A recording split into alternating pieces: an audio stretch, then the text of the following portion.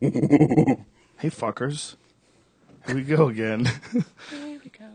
This episode of the Joe Rogan Experience podcast is brought to you by Ting. If you've never been to Ting before and you don't know what Ting is, one of the things that we like about a company like Ting is that we like companies that are trying to be ethical, trying to not fuck people over, and like that's like a part of their ethic. That's like what they're trying to accomplish in business is not just to make money, but to have a company that like it's fair. And one of the cool things that Ting does is they have no contracts. I love that. They're on the Sprint's backbone. I love that. So it's like, you get good service. You get a big name company behind you. It's a giant national company. That's the backbone that you're on. And you get to buy these awesome Android phones, like top-of-the-line Android phones. And you can cancel anytime you want. You can have you and your wife on an account, although I don't think that's a good move. That's not a good idea, no. That's kind of a bitch move. Keep this as a second phone. Yeah, I mean, you share minutes. I mean, you can. It's a really cool setup. The way it works, if you don't use a certain amount of minutes, like if you sign yourself off for one program, but it turns out that you actually only use the amount of minutes to be in a lower program, they just send you the money back. They hook you up on the next bill. It's like the way they do it is so cool. That's why we don't have it in England. That's why in England do you get fucked? We get fucked. Yeah. I don't know. I don't know if it's because we're in Ireland, so we're a little bit separated. So your cell phones are more expensive? Did that make sense?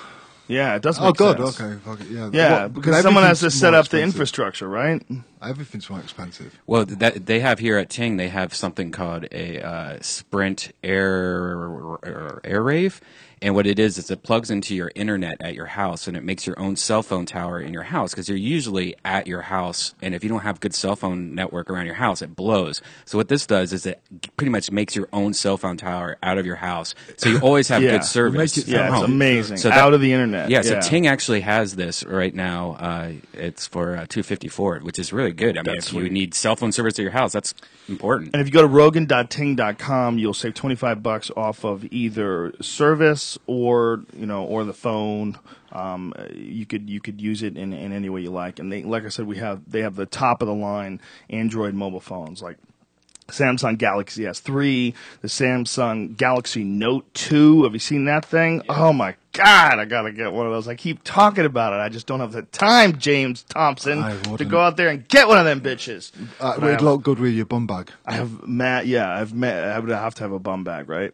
I have mad screen envy when it comes to those things. Anyway, go to rogan.ting.com and save yourself some money, you little fuckers.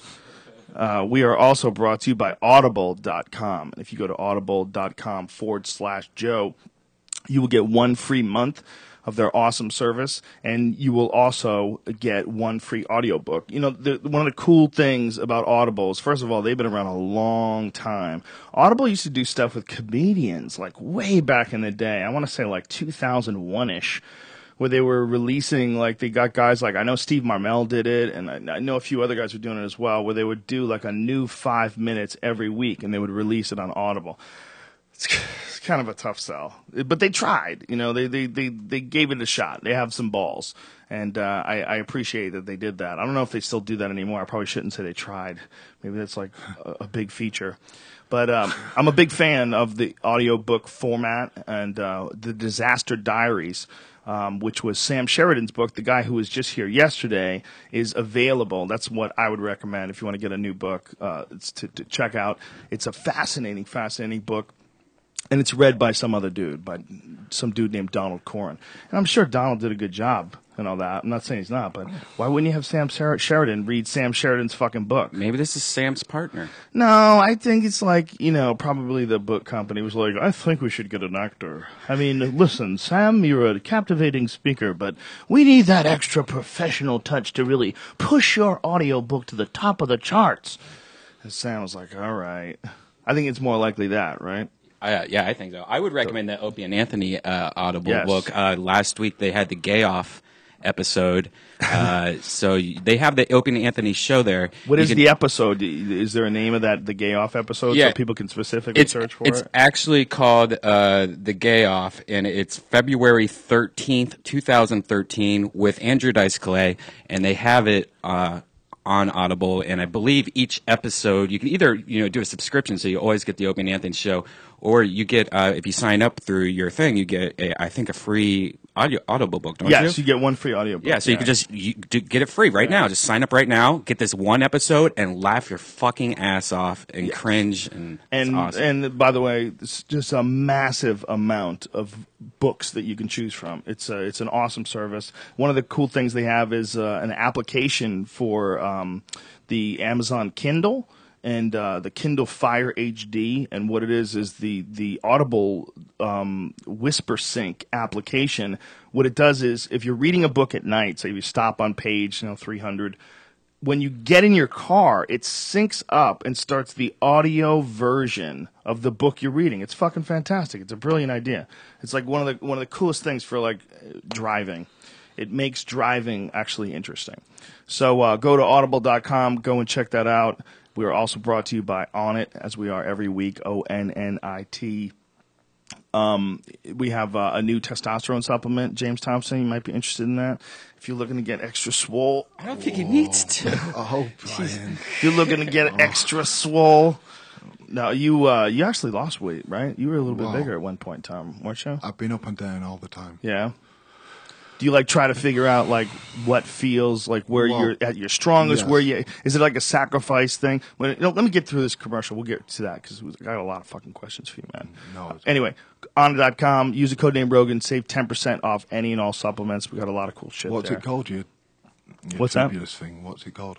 This testosterone. It's called T+. It's got all sorts of natural shit. Mucuna prurinis. It helps elevate natural dopamine levels, and magnesium asparic acid. It was just it's a supplement that's shown in one test to increase free testosterone by 42%. So it's got 42%. Yeah.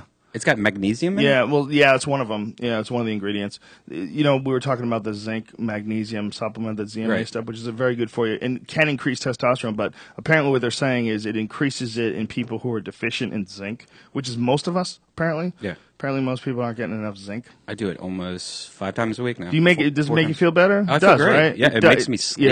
Yeah. I'm a big fan of zinc. I think there's something in that, and that ZMA. That's an interesting supplement. And, one of the things is also they think it helps you recover better and build your testosterone more because you're getting more sleep. You get like a deeper sleep. Yeah, you go to like that deepest level of sleep you usually don't get to. That you get level. addicted to it? Do you think like I can't be without my ZMA? I just know like if I'm traveling or if I'm like, you know what, I need to go to sleep and I'm not tired, I'll just play on the internet all day. I'll just take it. Like, Yeah, it feels because like you I'm were taking a offering vitamin. it up. You were offering it up. Oh, I was like, this kid's a ZMA freak. Dude, I approve ZMA like crazy. I Because love it's it. something you really needed in your diet. Yeah, Maybe, yeah. definitely, So, yeah. so obviously that's put. So basically, it's worked. Yeah. Yeah, I think a lot of us are deficient in shit. We just don't realize it, man. How many people Magnesium. get cramps in their feet? It's potassium, apparently. Yeah. Is why you get cramps. I get cramps, When for you sure. sleep and you wake up screaming because you accidentally got a Oh, Charlie your foot horse. gets a Charlie horse in the middle of the night. Yeah. You get that sometimes? Yeah, Wow. that's from dehydration. That's probably, you're an unhealthy fuck. That's I just don't know terrible. what a Charlie horse is. You don't know what Charlie horse is? No. Charlie horse is when like something like stiffens up on you. There's two different ways. Like some people call Charlie horse a punch, like a punch in the shoulder or a punch in the leg. In I've Washington, heard that. it means Well, something they got- completely They different. got that in England. Is that what they call a Charlie horse? No, well, What- they got like a punch in the arm in England. Yeah, what is that? The punch in the arm. They just call punch in the arm? Yeah, that's the thing. That's probably a better way of doing it. Why with the silly fucking nicknames that I have to relearn? Charlie horse. I just don't. Yeah. Slugbug is what it's called in the United States. Slugbug, When you I see a beetle, a Volkswagen Yeah, he Beetle. told me about this. I didn't know this existed. There's a lot of people in this country, in America, Mr. Thompson, that are just looking for an excuse to hit each other. So they come up with games where it's okay to hit your friends. Yeah, I see. Because they're fucking assholes. We're a country of assholes. There's nothing wrong with Onnit.com, not assholes. Go use the code name Rogan, save 10%. Go get yourself a Blend Tech blender and some fucking kettlebells so you can be manly like James Thompson, bitch. All right, we're here. We're queer. Get used to it. Start the music. Roll the podcast. Rogan Podcast, check it out. The Joe Rogan Experience. Train by day, Joe Rogan Podcast by night, all day. Powerful James Thompson. Welcome aboard, sir. Thank you very much for coming on, man. I was very excited to talk to you. Please. I know this is going to be fun because you're a character that I've enjoyed for many, many years in the world of mixed martial arts. I remember the first fight that you had with Alexander Emelianenko in Pride. When you came, I don't remember it. That's the problem. Then that's where I went wrong. you went bananas, man. Yeah, You took it to 100 miles an hour from the moment the bell rang, and you just redlined that bitch. And, you know, it didn't, I mean, it was a crazy fight. But when that fight happened, you'd only been doing martial arts training for a short amount of time, right? I've been doing it for a year and a half. Well, I know. How it worked out, I hadn't done anything before, apart from, before my first fight, I hadn't done anything apart from, 6 months wrestling, good wrestling. And then I saw MMA, put myself in for a contest 6 weeks later, and I thought to myself, it wasn't like a camp, it was a class 3 times a week, and I did other things, so different cardio, different this, different that. So that's what I did. I put it all together, did my class of MMA, and then after like 3-4 weeks, I thought, I'm ready for a fight. Not because I'm arrogant or... You wanted to test yourself. Well, I just thought, I didn't realise how much there was to it. Uh-huh. I didn't get how deep it was. Like, So looking at it from the outside, Well, it after doing seemed a little more bit. simple. yeah. Well, you're a huge guy. Yeah. So your whole life you've been a huge guy, I'm sure. So you're probably not used to I was smaller being when I was around. smaller. You were small when you're smaller. That makes sense. But you know, like, so your look at the sport of MMA was probably not from from a position of like, why don't I fucking do this? Like, I'm designed for this shit. Yeah, well, kind of, because I always wonder, why did I never do boxing? Right. Why didn't you? What I did don't you do know, when you were fucking young? I don't think. You look like you picked up a lot of heavy shit. Did you do that? Video games. No, yeah, it did, didn't it? It looked like it was like I was looking back, having a flashback to being molested or something. Like I was going to start breaking down in tears. You know, if you can all know, what have I opened here? What sports did you do? Rugby. I was very good at Oh, rugby. rugby. Yeah, I was good at rugby. In my opinion, sacrilege. People will say sacrilege. It's just inherently more badass than football. Yeah. Okay. Well, there's no question. This pad thing is ridiculous, and I know we've accepted it. Pads. They wear the football players the pads and the helmets and shit. American football. Yeah, American football. Right. Yeah, you Not think soccer. of not soccer. We No. call it soccer, obviously. But American footballs, the idea is ridiculous. Pad yourself up and run at each other full clip. Rugby to me is like you got like a little leather thing on your head. Like, No, you we know, don't. We don't. Well, a little sometimes thing. they have that. Sometimes to protect Yeah. your ears from Yeah, falling off. Yeah. So they don't go fucking cauliflower. It's just more badass. It seems like a more badass sport, you know? I think different ways. You know what I mean? Like rugby is fucking tough. Yeah. Like I don't know. Some people, some guys have, professional fighters, and they obviously doing other things. And rugby will be one of them. And I'll tell, oh yeah, I had a rugby match. And I'm like, you play rugby and you fight. Wow. Fuck. 'Cause you get an injury so easy because people Yeah. step on you. Oh, yeah, They don't yeah, give yeah. a fuck when you go Yeah. on the screen. They got the heels and they. Oh, yeah. When I first started playing, I couldn't believe it. I was getting stamped, and I thought, "Why are you fucking stamping me?" Yeah. I ended up having a fight on the.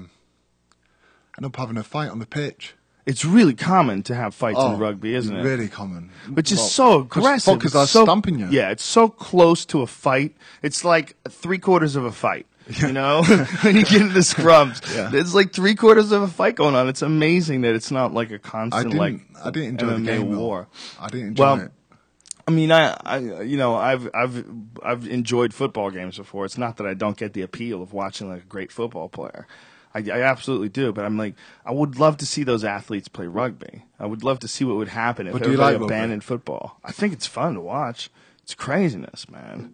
Yeah, like, rugby hasn't really. Posh people do it. Posh people. Yeah, in England. I love that word, by the way. Posh. Posh people. yeah, That's such a fucking great way of describing things. Yeah, I mean, English have such a few words that I've really have started to appreciate. Like proper. Like, proper, that's a yeah, that's I a use proper that all the diet. time. That's a proper car. You know, Yeah, proper yeah. is that's a badass Yeah, word. it's a badass word. And Yeah, posh is 100%. another one. I like posh. Yeah. It's posh. And then sometimes, if you feel advantage, proper posh. Oh, proper posh is gangster, right? Yeah, that's when you go over someone's house and they got a peacock. That shit's proper posh. Dudes have like fucking statues of themselves in their fountain, and they're a merman, you know?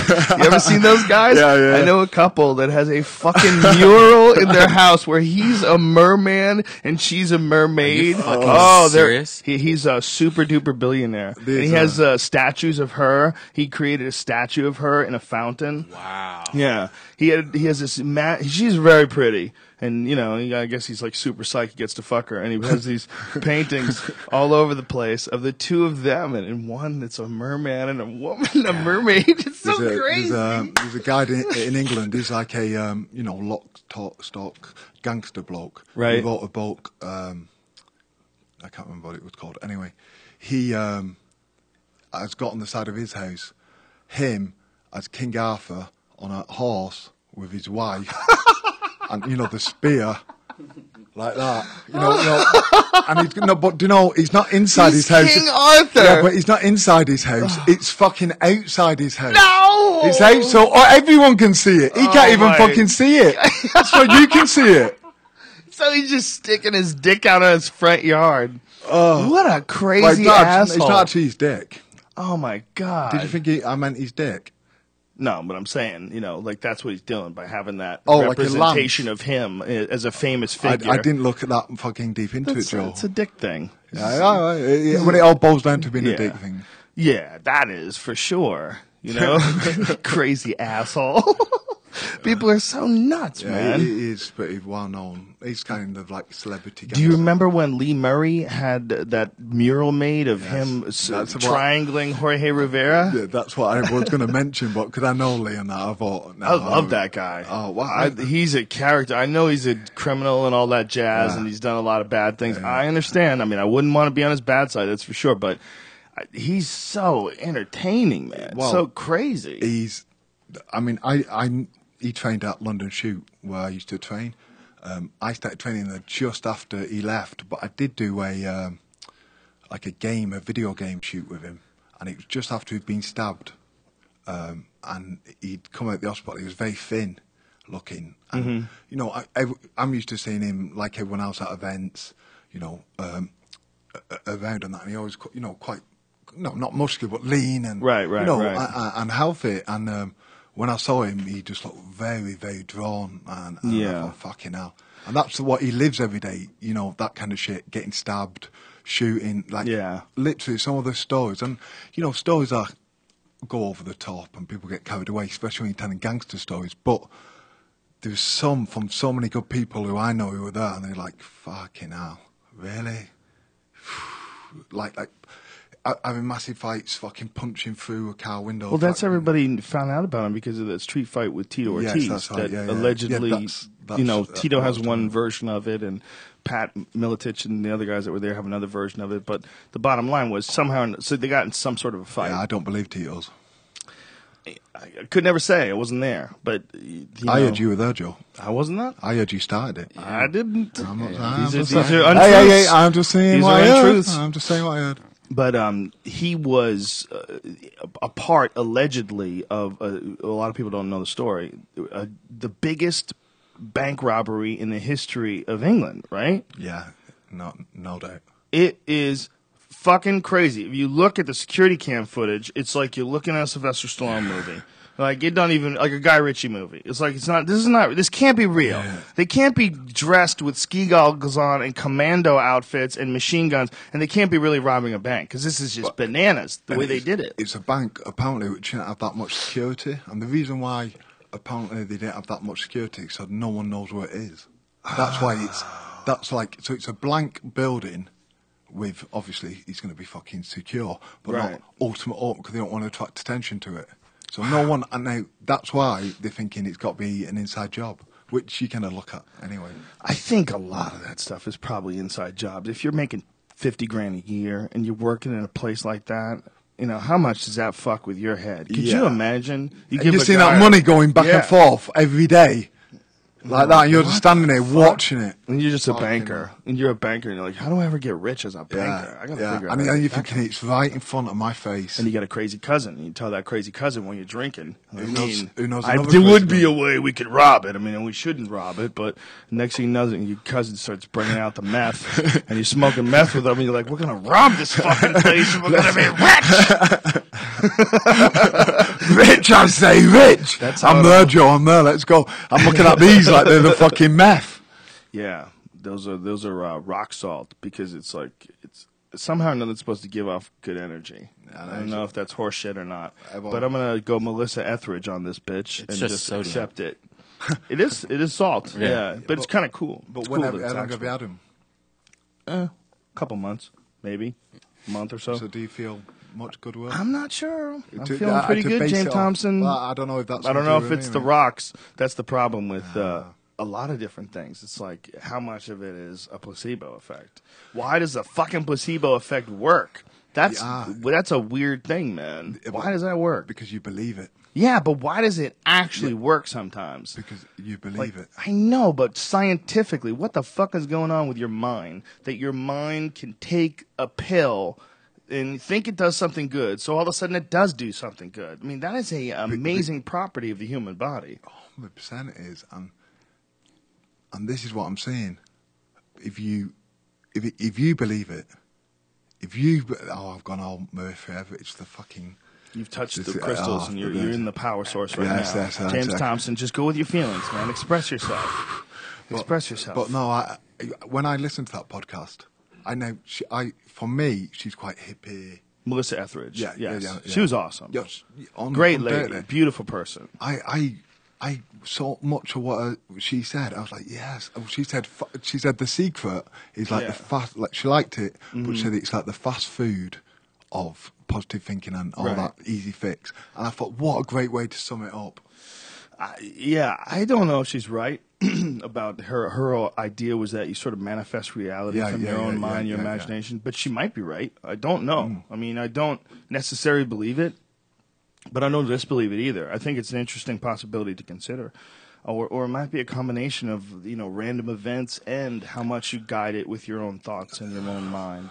The thing, well, I don't think anyone does, and that's the thing. Yeah, Well, like when it's true, I was listening yeah. to her, I was like going, "Wow, yeah," and not agreeing, but seeing where she's coming from, and yeah, okay, wow, and a lot of it, and then, but it seemed a bit too definite, like that is the way it is, and she Yes. would say, I think that's the way it is to her. Yes. So therefore, it's so. Well, I also think she would say it's very self-serving self-serving in a positive way to be definite, because if you want to believe in something, like if you want to really believe in something, you have to believe in it 100% for it to work. You can't have a placebo effect where, actually, I think that's not true. I think there's been a study that showed that they did give people placebos and tell them there was a placebo, and Yeah, it and still still had a worked. measurable effect. Yeah, it was some pill that they gave. Like they knew the whole time it was just a fake pill, but it still worked. But I think those are like the same people that you could hypnotize. Yeah. There's some Which is motherfucker- most people. But I think, everyone, Joe, I think you most can people hypnotize everyone. Everybody? Everybody everyone. 100%? You can hypnotize them as long as they're relaxed. So See, you I've would say tried. you would say, but you weren't relaxed because I'm going to hypnotize you now. You would definitely tense up. I don't know. 100%. I talked to a guy who's No, a you- hypnotist, and he said that some people you can't hypnotize. Right. That was his but words. but that's because they won't let themselves relax. I don't think it's that. I don't think I would ever let anybody run my thoughts. Exactly, It's 'cause you not won't that I relax. wouldn't. It's not that I wouldn't relax. I could absolutely relax, but I'm not really into letting other people Yeah, run exactly, my thoughts. but you Like, you're can't- getting sleepy. Like, no, yeah, no, no, I'm not. exactly, I but know. you're I know what I'm getting, Yeah. bitch. So if you're there, I'm really relaxed. You're not getting into my head. I'm so Especially if you relaxed. think that the guy who's hypnotizing you is dumber than you. Right. You're like, there's Yeah. no way, motherfucker. There's no Yeah. way. You're going to Well, fill my that's brain up with some dumb shit. That's what I see. And Yeah. that's what I'd love to see Darren Brown on it. Do you watch his shit? No, I've heard of him. Oh, mate. Is he a hypnotist as well? No, he's a magician, no, right? No. It's in between. He's kind of like a. He does both? Yeah. Just yeah, a he does. super trickster? Yeah. He's a super trickster. That is what he is. It is. He does. But and some of it, he says, this is why it's a trick. And they'll explain why it's this and why it's that. And the only one he didn't get right And this was the only one he did. He hypnotised the guy, fucking got him to go to the bank, got him to get 10 grand out of his own account. Then he said to him, they got this guy by random, and then he took him to a roulette thing, and he said, right, I'm going to get you on. The guy was watching on the screen, and he said, I'm going to get your money. I'm going to put it on one number. If it loses, it loses. If it wins, the money's yours. So the guy's like, and he showed him the video of him hypnotising him, and that it was his money. Right. So he's seen it, and he's been studying the fucking spins and tapping his foot and doing all this stuff leading up to it. Anyway, when it comes to it, gets it fucking wrong. Gets it fucking wrong. And he gets and then before that, he predicted the lottery numbers, all 6 of them. But obviously he said it was a trick, or was it? Ooh, at the end it was a little bit. No, it's a trick. Well, it's got to be a trick. Yeah, that's why I love Penn and Teller. They tell you what the fuck the tricks are. Yeah, but Downbound leaves it. I mean, so with the lottery thing, I like that because it's like that shows when it comes to like Lady Luck. Well, fuck you. Do you know what I mean? Do not think you're getting one over on Lady Luck because she will slap you down. That's the big issue that people have with psychics. Like, if you really were psychic, wouldn't you win every lottery? Like, what are you doing, stupid? Yeah. You can make a lot of money playing the lottery. Imagine if you won the lottery like every week and everybody'd be like, hey, asshole, what the fuck are you doing? Yeah, You're like, dude, I'm psychic. Yeah, I wonder how many times you'd win it before you got bored and you'd do something else. Well, Vegas won't let you win that many times in a row. Like, Vegas will kick you out of casinos, even if you're not doing anything illegal. Like David Cho, he's been kicked out of casinos. Like, he's just too smart. They're like, you got to get out of here, you fuck. You're thinking too much, and you got a system, and it works too well. They won't say that to me. They won't say that to you? They won't kick you out? No. Why is that? Because you're too big? Nope. Because I'm giving them lots of money. You've given them lots of money. Yeah, because I've but been if there you started giving winning, them. Well, but if you started winning, no, man, they'd boot you out. Oh yeah, fucking Right? dynamite. But you've had a gambling problem. That's what you're trying to say. Yes, yeah. I'd be there. You know, they'd be trying to phone me out. I've got more money to give you. Fuck, I'm not finished losing. Why do you get crazy and gamble so much? I don't know. That's like a question. Well, it's not a question everyone asks. No one asks. But I didn't ask yourself. You know why? And I don't know. Is like I'm not copping out here. I'm saying maybe some part genetic. On my fault. Right. I understand what you're saying. You're just being honest about the source. Yeah. But my father had my dad had a gambling problem. Do you have a proper gambling problem? Yeah. Proper, posh gambling. So he was, and you saw this when you were growing up. And No, I never met my dad. Oh, really? Yeah, well, the first time I never met him, and do you know what? I never even thought about him because my mum was that good.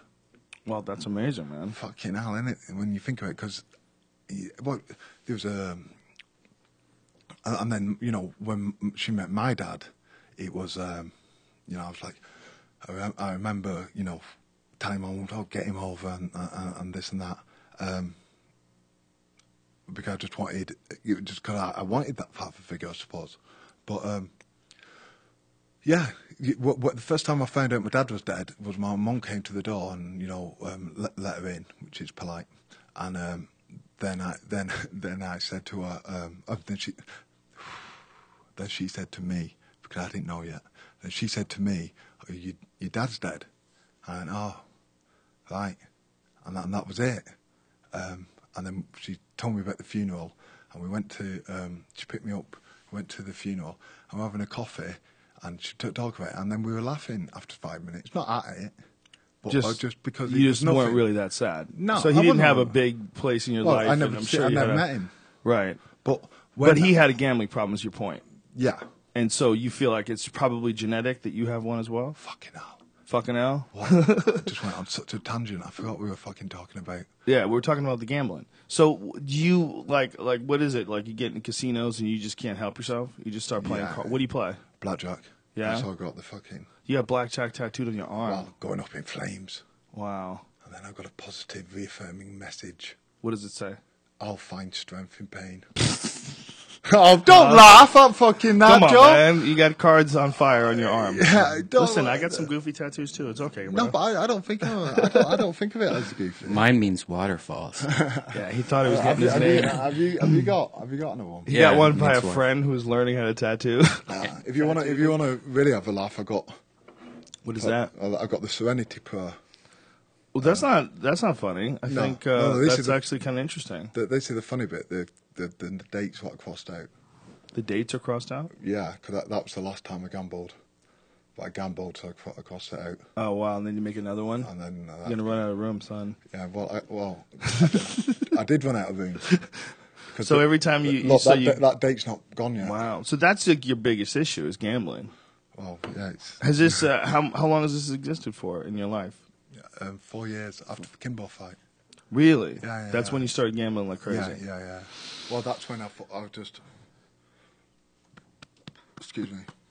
Do you know that there's a study that recently came out that said that there might be a connection between gambling addictions and brain damage? Is it? Yeah, and brain I'm damage. probably fucking good test candidate for that. Yeah, you might be, man. I don't think. I think he's hinting at something. No, I'm not hinting at anything, but it was a recent study. I would have to tell you about this. I mean, if I had known. But this actually it wasn't that recent. It was like 2003. But that brain damage and addictive behavior, they believe that there's a connection between Yeah. guys who have suffered head impacts. And obviously, you're very functional. It's not like I'm saying that you got brain damage, but everybody who's been hit in the head has a certain amount of brain damage. I'm sure I have brain damage. Yeah, as I know well. what you're saying. But this was a connection between that and pathological gamblers. You know, that's a fascinating connection. Well, I started thinking through listening to your show all the time and hearing about the football players and the kind of concussions and things like that, and hearing about the depression. Now, I was going through, I've been through a very bad depression, and I wondered if that being knocked out so many times. Getting concussions and such forth, and drug problems I've had. I had a problem with GHB, which is That's that stuff that makes you sleep. yeah. Yeah. I had a problem with that, and I'm it's not excuses here, because it's not like, oh yeah, that's why I got knocked out loads. I got shit defence, and I'm not great stand up. Okay, but on top of that. Taking that, going out, and also it's a mental attitude of not concentrating to training as an effect. Well, did you take? It seems like you took fighting like less seriously then than you do now. It's like when you first started, did you not understand the consequences? Was it a matter of that? No, Was it a matter of it just became like something where you just really decided I got to get dedicated if I want to keep doing this? I took it seriously. I seen it. I knew I wanted to do it, and I went. To my But you first just show. jumped right into pride. Yeah, and because it was just the way it was. I've been thinking about this. Now, to me, I went, I saw it, I thought, I can do that, and I did it, right? I believed it. And I saw the fighting, and I saw Nog, and I thought, I'm not too far off after I was fucking unbelievably fucking naive. And then I went in, and I had my first fight, and I could do it, and I thought, yeah, okay, I can do this. And then 10 shows later, I'm in the main event against Dan Severn. Loads of people are fucking watching me, and I knew it at that time. At that time, going to the first event, I said to my girlfriend at the time, "I'll be main event at this," and I'm not like that. But I said it, I just knew it, and so because I believed it, it happened. Because I made it happen. Well, also because you're gigantic and you worked out. Oh yeah, that made it happen. No, but I too. didn't work out. There's like a few. Oh yeah, you didn't work out.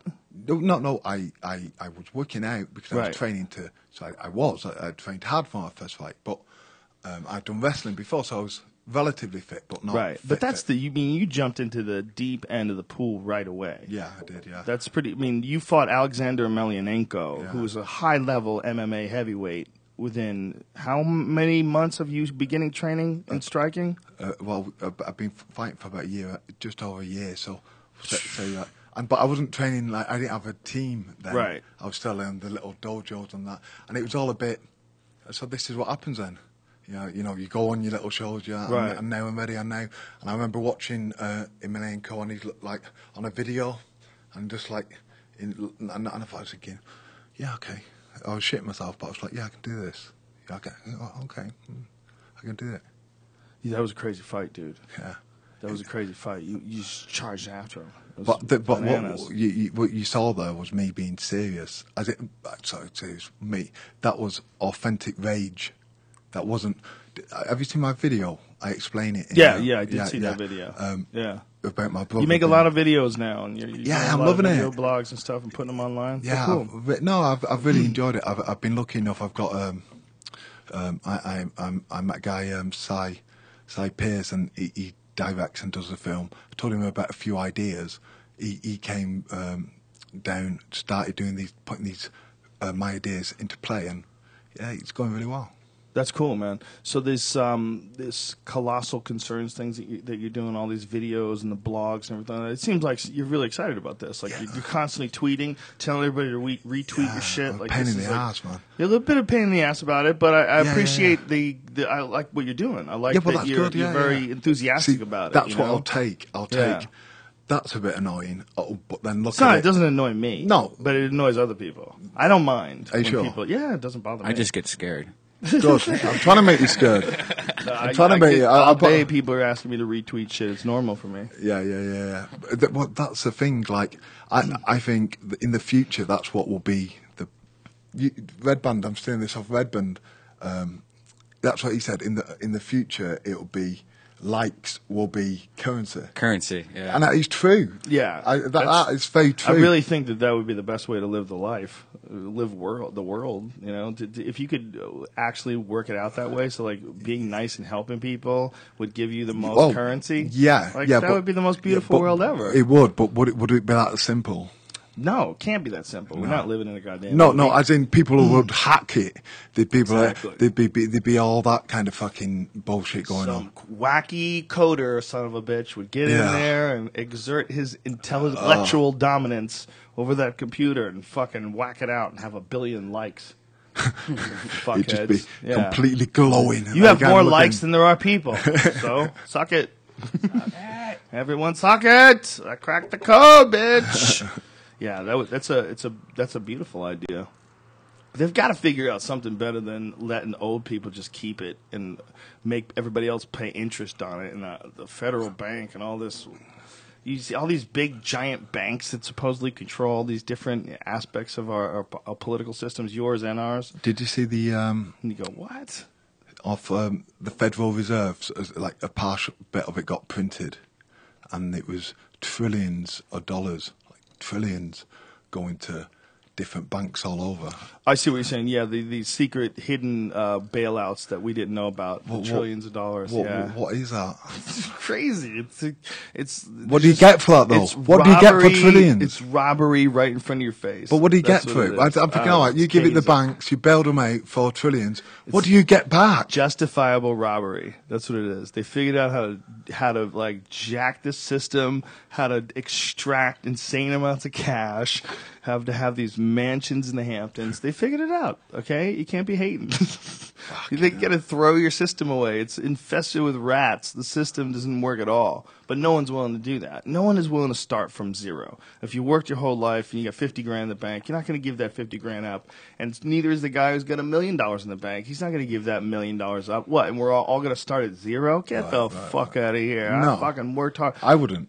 Because there's a lot of assholes out there that shouldn't even be at zero. They should be at like a negative 50. Fucking lazy bitches, right? There's a lot of people that don't contribute their share. So unfortunately, capitalism, as it stands right now, is all we got. That's the thing. No one's come up with a good alternative. Well, we need to. It's really silly because in 2013, the idea that this is, and I'm not a socialist by any stretch of the imagination. I'm a more of, I think people need to pull their own weight, and a lot of people don't. I think there's a lot of lazy fucks out there. There's a lot of people that just, they lack motivation, they lack direction, they lack focus, they self-sabotage, and you shouldn't reward that. I don't think you should reward that. But on the other hand, this system is fucking crazy. This stock market where you're gambling on the ups and downs of you're owning pieces of companies. Get the fuck out of here. It's so complicated, no one even knows what it is. It's And then nuts. so then Derivatives they're and inventing stuff. I've had friends that are stockbrokers try to explain to me derivatives, and I'm like, how is that legal? How is any of this legal? How is shorting legal? Yeah. How are lobbyists legal? It's like it's a fucking kooky system, and you're like, well, someone should really come in and overhaul it, but in order to do that, It's almost like they must know that it can't keep going on. So it's like, is it on purpose? I think it's an old car that they keep trying to patch up. That's what I think. You know, if you had like a 1950 fucking Chevrolet, those are boring to drive. They suck, those old fucking cars, man. If you had to get on the highway every day and go from, say, Sherman Oaks to downtown LA, you had to make that drive every day in the heat in a Model T. You would fucking hate it. You'd go crazy because it's an old piece of shit. No matter what you do, whether you add a new stereo to it or you fucking put shiny rims on it, it's designed like shit. It's an old piece of shit. You don't want to have to drive an old piece of shit. If I give you a nice Honda Accord, you'd be like, oh, look at this. It's quiet. Air-conditioned It shit. doesn't fall when I turn the wheel. It doesn't fall on its side. Those old cars were pieces of shit. And that's our system. Our system is an old piece of shit. And we haven't thrown it out yet. We haven't just like fucking grabbed it and yanked the gears out and melted it all down and made a new system. If someone comes up with something which works, They'll never let them. Yeah. Well, that's it, isn't it? Well, it's a thinly disguised king and disciple situation. It's thinly disguised. The people that are in the position of power, it's not just one, but it's a group that are unquestionably the kings of this country. But it's changing, isn't it? As in, like with the internet, with people getting more knowledge, you know, it's filtering through. People are more aware of it. It's, you know, and it's. Oh. What are you doing, dude? Fucking hell. I think with the people that are in charge of it, it's the only thing that's changing is that it's out in the open, and then people are just accepting it now with full knowledge. Yeah. Like when you see that people can have, like, do you know anything about this Fast and Furious? Do you know what happened? Do you hear about this? With the guns, yeah, and the in Mexico. Yeah, well, there's a thing called the executive or- privilege. You know, like so the president can say he doesn't want to talk about it, so they can just say But executive that's privilege. That's like You know, Cheney yeah. and Bush not testifying together Yeah. at 9. Why not? That's crazy. Why not testify together? What's the big deal? And then why look so fucking shifty about it? Did you see that? Yeah, And you look, and I mean, you can't say. I'm thinking he's lying. they if they didn't know that something was going to happen, they absolutely did profit on the fact that it did happen. Yeah. You know, Well, it's there. You can't. you can't deny Yeah. it. You can't deny it's the most obvious connected dots paper trail ever. If you look at, like, Dick Cheney was the head of Halliburton. Halliburton is a company that rebuilds countries after we bomb them. And that company, the CEO is the vice president, and all of a sudden that company's making billions of dollars. Like, what are you talking about? See, that's what I wonder. If maybe they knew about it and maybe even helped him a little bit. don't know. And then that way, and maybe have a team what do this, and they don't really tell them what they're doing and what it's for, and you get the desired effect without everyone knowing what the fuck's going on. I would like to tell you that that's not possible, that there's no one who'd be willing to do that. But the problem with saying that is that the only real issue someone would have about our government doing that would be that it's sacrificing American lives and that they would kill American lives and let American people die. No, they're here to protect us. So that's the one thing that some people would hold back. But what they undeniably would all agree to is that we don't really have a problem with killing people in other countries. We don't really have a problem. If we decide that they're the enemy, we'll kill you with robots that fly from the sky and shoot rockets indiscriminately into villages, okay? That's how we'll kill you. So a company that's willing to do that, let's just say a company. Let's call it a company instead of a country. because it's not really the whole it's not us. It's whoever the fuck is the one who gets to pull the buttons and pull the switches. But that's why I think they're willing to do that. I don't think it can. That's why I don't think it can continue. Like you said earlier, well, now people are just knowing about it and doing nothing. I think eventually they're just knowing about it. I think the next stage is they will not, and that's why they're arming up. It's going to keep going. I think the problem is that it's very hard to stop, and in fairness to the people that are in the military, there's a lot of them that join the military with very good intentions, and they get into that position, and they're stuck in a battle. And it's not them that's the problem. It's the problem is, why were they sent there in the first place? But once you're in, for everyone who's a soldier, you know what it becomes, man? It becomes taking care of your friends. Exactly. That's what it becomes. Yeah, it becomes taking care of your boys, taking care of your girls, taking care of the people you love. Those are the people you're with every day in a war zone. So it doesn't become about your ideology, whether or not you believe in this war. It becomes just a battle. And there's no way around that. I was talking to my friend who's in the army, and you know, we were talking. He's in the Marines, and I was saying to him, you know, we're just having a general discussion about how fucked it is about this and that, and you know, basically he's doing the government's work. Yeah, you know what I mean? And he said to me, you know, it's all basically. I always think I've got to go back because my mates are and make sure they're okay. And I thought, I never thought of it like that. He always has to go back and think about his friends. Yeah. He has to always, because they've been there, they got that bond. Your fucking bullets are whizzing by you. You're carrying each other sometimes. Yeah. You know, you're looking out for each other. You're in a war zone. That's what it becomes. And so the real issue is, well, how do you stop the whole thing? How do you stop the whole thing? Because I don't know if you do. Because you do a lot of goddamn damage, and then people that you did that damage to are always going to want to come back at you. Yes. So there's no doubt about it. And there's no doubt that this damage has been done. So it's not an easy thing to step in and sort of settle the world down. But I do agree with you that the internet is changing it to the point where that is the inevitable future. I think the realization of what everyone's actions are actually accomplishing and actually doing, and to what detriment, you know, our actions are.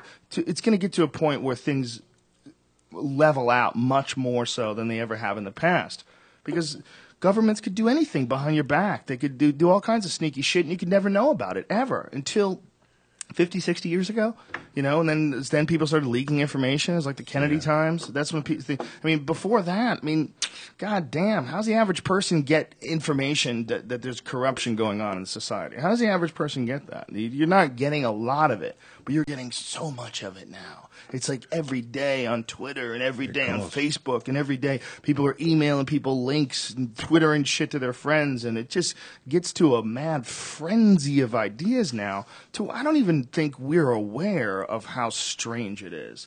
I think we're just used to it because we're in it and this is our life now. But I think if we looked at life today, just a few decades ago, we would go, this is crazy. This is a fucking science fiction movie with you freaks. Well, I mean, I came in early, and I was talking to Brian, and then he showed me something, did a little fucking video. Mm-hmm. Like a 7-second, like, and he was like, with the finger, look, doing something, and then shows a little film, and that's like the next thing other than Twitter, or like a video message what lasts 7 seconds. Yes, it's a video message that lasts 7 seconds. It's called Vine, and Brian just got into it, and apparently a lot of people like this silly shit now. There it is. Look at that. There you guys magic. are. That's what I'm talking about. Magic happening. And did you splice all this together yourself? It just does it automatically. Like it's literally like you just push a button every time you want to record, and when you don't push it, it just pauses the recording, and it makes an animated GIF on the fly. You just smash them all together yourself. Yeah, it just does it automatically. Oh, that's cool. And, I like it. Ooh, I'm gonna start using that shit. It's fun, man. It's really addicting. But it's crazy. Everywhere you look, people are vining, and so it's just a bunch of people like walking around like this in the air. It's Is it Vine.com? No, it's an app on your iPhone. Oh, it's an app. Yeah, and it should be coming out on Android soon. Twitter just bought the company. Does it link up with Twitter? Yeah. Oh, powerful. And you could also send it to Facebook and everything, but it's Can really I keep fun. Can I keep my Twitter name? Do I have to register a new name? I think yeah, you can keep your Twitter name, but it's also really weird because I think you can just have a million names. Oh, that's great. Yeah, You're going to get a lot of assholes. it's really hard to find people. And As stuff. soon as you allow people to be anonymous and you allow to have a bunch of different names, they're going to have conversations with themselves. We had a guy on our message board once that they busted doing that. He had more than one account, and he was like talking like cool, like on message boards. He would go and like make a post about his music, and then come back and say, "Hey, thanks, man. I really appreciate that." That's so bad. That's so bad that came out. He I did think that. It's classic. It's hilarious. And It's imagine hilarious. that's what did you do today? Oh, just talk to myself. But it's kind of funny because is that any different than some bullshit commercial that a company puts out? Where you're driving down the street and like, I'm so glad that we're here driving on these Goodyear tires because they make me feel secure. Yeah, Me but too, darling. you're That's get- horseshit too. yeah, you're you getting know? that projected at you. You're not going out and doing it. I guess it's like it's more deceitful. It's more. It's more cringe fucking worthy, isn't it? Oh, fuck me. Getting You're caught. Oh, yeah. Oh, thank you ever so. Oh, don't. Oh, Getting what you caught. like. Oh, you son of a bee. Fuck it. God Imagine if damn it. imagine if you just pissed up and you did it that one time, just because you were just in one of them stupid moods and it came out that you were doing that. You're done, son. You are can't do done. that. You can't explain that one away. Yeah, you got to take your lumps.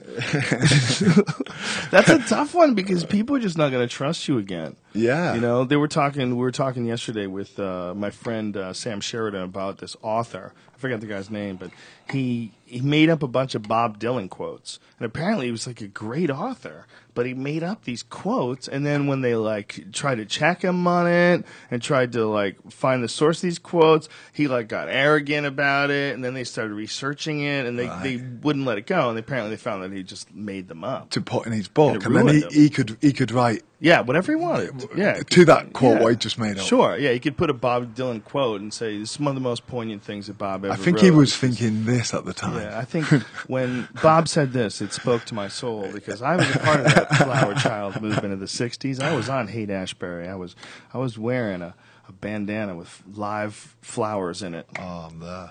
Fucking freaks. Yeah, so this guy just ruined him. So I think like this other guy, it's kind of similar. It's like no one's gonna really take you seriously again. No, you fucked. I mean, unless you go do ayahuasca or something. You got to go to Peru. You got to prove yourself, bitch. That's a bit like that Mendez character, isn't it? I've seen Mendez character. the fella stealer, joke stealer character. Carlos. Was fat then thin. The drug dealer character. No, What are you not talking drug about? dealer. The fucking joke stealer. Oh, Joe. Did I Oh, say drug dealer? Mencia. Carlos. Did I say drug dealer then? I think Yeah, you did. I don't know. I don't know. It's hard to understand you. I hate to break it to you. I don't quite know how to say this. You don't know what the fuck you've been saying. You do have a bit of an accent, my friend. Is it? Oh, fucking hell. It's funny. Like I remember It's certain proper. guys, like Terry Edom. Terry Edom's got a very, very he shouts, strong doesn't he? accent. Like he talks, and you're like, whoo! I don't Try know- to put that together. Don't know Paul why. Taylor, England. Michael Bisping. Yeah, there's so many. I don't know why England. It's such a small place. It's Yeah. tiny. Right. And there's so many different accents. A lot of accents, but it's a very strong accent. It's interesting, and it's the accent. It's very fitting for the people that live in England. What do you mean? Because they have to be tough to get so shit. A little bit. It's different. It's a different place, and the fact that you guys talk so Different much place. different. It's fucking different, man.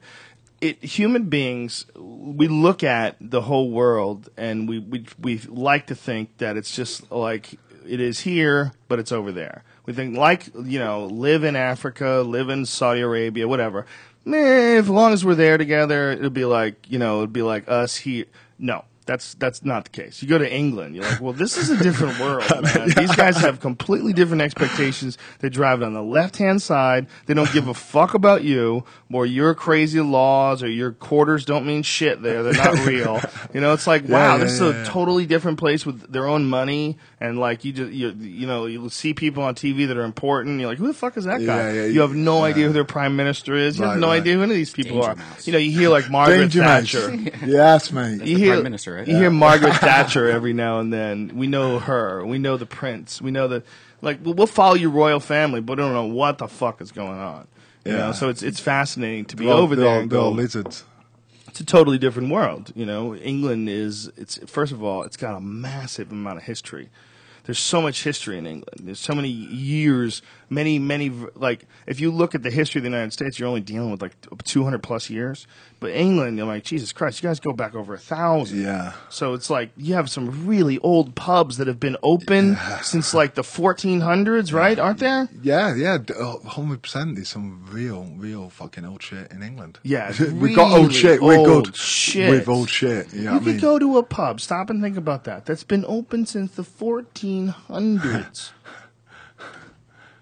And still have the same. Fuck, man. They still have the same barmaid. How did you guys deal? But you know, you have kings and queens still. Well, at least you have a queen, but you don't really. They don't really get to tell you what to do. Well, it's a different situation. It's almost like they're like actors playing the queen. and the yeah, king. it's like they've got had a deal and they've kept him along. You know, Yeah. not have any power, but you just. They give him money and they make him look badass and they wave. They do like that and they just show the most proper behavior. And then if they don't, you know what I mean. That's why probably the queen gets so pissed off because we could lose our fucking money. Yeah, you could lose that gig. Keep it together, you little cunts. We'll get fucking fired. Yeah, you got to act royal. Yeah, exactly. Okay? Keep It's it posh and proper. Posh and proper. Keep calm. Yeah, and creep on. So like you see that. Like that whole setup with the castle and all that jazz, it's really fascinating because they don't really run the country, right? No. 100%. You guys have like a democracy, right? Yeah, 100%. Yeah. Do kings? Can you try them? Can you try them for crimes and shit like that? No, I think they're. This is what I imagine you can't. But I reckon if there was something, if the king, we haven't got a king, if the queen got caught doing something, like lesbo shit. Oh, you can't even say that. Yeah, you can. I just did. Oh, I'm American, bitch. Mate. Land of the free, home of the brave. I don't give a fuck. Okay. Laws and does it from behind. I can't take that. I can't take that for my queen, Joe Rogan. I won't take that for my queen. No, you crossed the line. These are not true. This is 100% joking, ladies and gentlemen. This is all jokes. No disrespect meant to Her Majesty. I bet the queen has a shy Just one. joking. Exactly. But if she did, what if she had a badass bitch? What if she had like some hot 20-year-old like Puerto Rican chick? With, like, how many downloads of thick that? Red lipstick and big areolas, and her and the queen just got caught making out. Could you imagine? Why? What's wrong with that, man? Wouldn't it be great? It'd be great if it was a guy, right? Wouldn't it be great if it was a guy? What? If it was a guy who was an old guy, the queen's single, okay? If the old guy by himself, all of a sudden, boom, he's got this hot 20-year-old, just unbelievably, ridiculously sexually attractive woman on his lap making out with him. Wouldn't that be awesome? It would, right? Yeah. Well, is there anything wrong with being a lesbian? I say there's not. I say there's nothing wrong with being a lesbian. So I say if the queen was a lesbian and she was getting some hot pussy, there's nothing I'd wrong say with it. good for her. There's nothing wrong with that. I don't want to see it though. Do you know what I mean? You don't want to see it? It can happen, but I don't have to see it. You say you don't want to see it, but if I send you a link, you're clicking it. You're gonna click that link, son. I'm gonna send you a link, Mr. Colossus. Mate, I'll retweet that one. You're gonna go, well, you know what? I didn't want to look at it, but it was there. The motherfucker, he sent it to me, and next thing I know, I'm going into a bit of Arnold. Next thing you know, I've watched it 500 times in a row while gambling. Yeah, that's some. Yeah, but you would want to watch. You would want to watch your queen have a good time. There's nothing wrong with being a lesbian. I wouldn't do it. You wouldn't? No. Just out of fair. What is that? That's the Prince Harry or whatever his They name got is. a picture of him naked. Oh, yeah. With a chick. Yeah. In Vegas. Okay, who did that? Who took that picture? I think the folks at Circus. No. The circus. They went Hunter S. Thompson style in Vegas, When did that- acid it up in circus. That wasn't a real picture, was it? Was that a hidden camera or something? Yeah, Someone I think put a it's hidden camera. well. I in the think they room? probably tell your people that it's not a real picture, but I bet Your that's people. You know what I bet it Love is, it. man? I bet a lot of people that are inside the organization, they do that shit on purpose. They leak that stuff for publicity. That Because was it's how they build a a real business. picture? I don't know. You don't think that's a real I picture? don't know. I thought you were kidding. Guy's holding his Yeah. dick. I don't hold my dick when I'm by myself, okay? If I'm walking around the Vegas, I'm slinging dick like when a did gangster. when did that come out? It's slapping my left side, slapping my right side. I'm not holding it like that. That guy's holding it because he knows they're taking a picture. That's what I say, okay? That was some Columbo type shit, son. I want some credit for that. It was leaked That was last MacGyver year. and Tom Selleck combined. Yeah. If, was leaked. if there's a picture of you now in Vegas holding your dick, you will be. Oh, look at that. Oh, come on, man. These guys No. know these pictures are being taken. This Yeah. is not real. No, that is real. It's not real. It It's really not is. real. I think someone busted out a cell phone. That's what I think. You're saying not real because you believe that it's impossible for royals to do anything wrong. That's what Exactly. it is.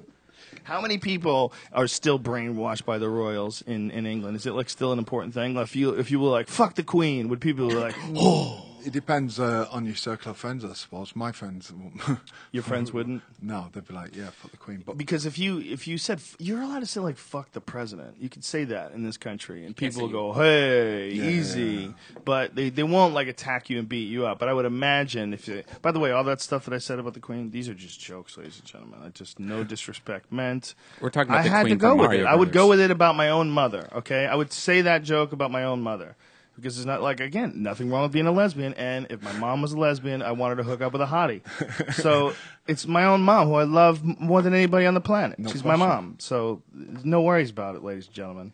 These are just jokes. How many people are like? Because like I know that it's got a lot more reverence to it than the president does, right? yeah, well, like you said earlier, it's so old. Yeah, it's mean, so old. How far does it even go back? Like, I don't even know. Because I think, how the fuck did that come to pass? Do you know what I mean? That basically, it's the hardest. Who's got the fucking hardest gang? Yeah, That's exactly. what it is, isn't it? That's what it was. Yeah, Yeah, at one point in time, and the good kings were the ones who didn't abuse you too much. yeah, exactly. You know, like, oh, he's a good king. Yeah. Meanwhile, he's living way better than you, and for no reason. Like, I mean, cutting off fuckers' heads, beheading people, and fuck. oh, beheading wives. Like, who was that one guy, Henry the Yeah, Henry yeah, VIII? yes. Is the one that chopped a bunch of his wives' heads off? They got a little mouthy. He's like, bitch, I'm done. Heads I'm roll, done with roll. this. Yeah, he would get sick of them and assassinate them. I wonder what he would charge them with.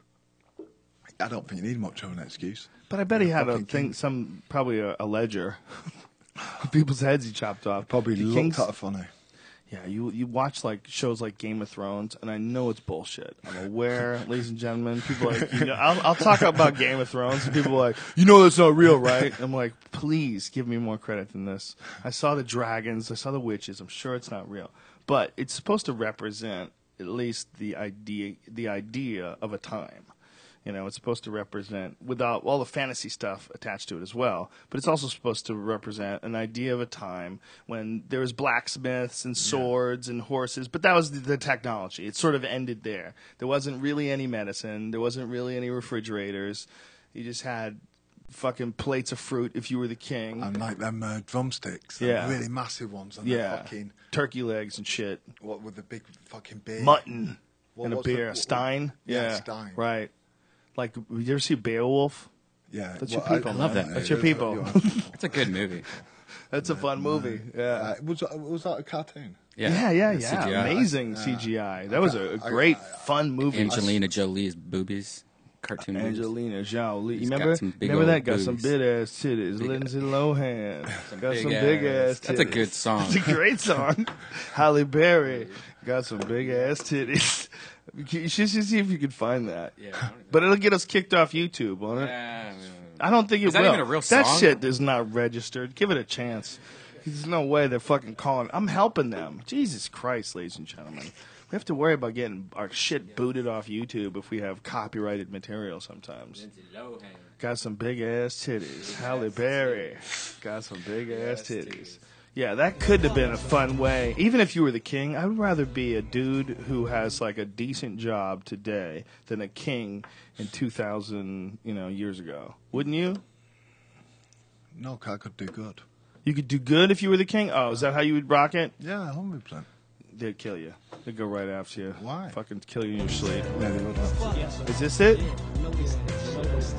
Big Ass Titties starring Lindsay Lindsay Lohan. Lohan, she got some big ass titties. Mariah Carey, she got some big ass titties. Halle Berry, Halle Berry got some big ass titties. Angelina Jolie got some Big ass titties. It don't matter if you C cups or D cups, whatever. I'm trying to get in your ass without spending my cheddar. I'm trying to get in your ass without spending my cheddar. Sweater 9 times out of 10, I leave that panties more wetter. So do the math, put it together. If you got Black people are awesome. Down for whatever. Shit, man. I'm spending my cheddar. Cause this bitch got some titties like, damn. Ma, come on, give me titties. Ma, come on, and let me see that. Ma, come on, give me titties. Ma, come on, let me see that.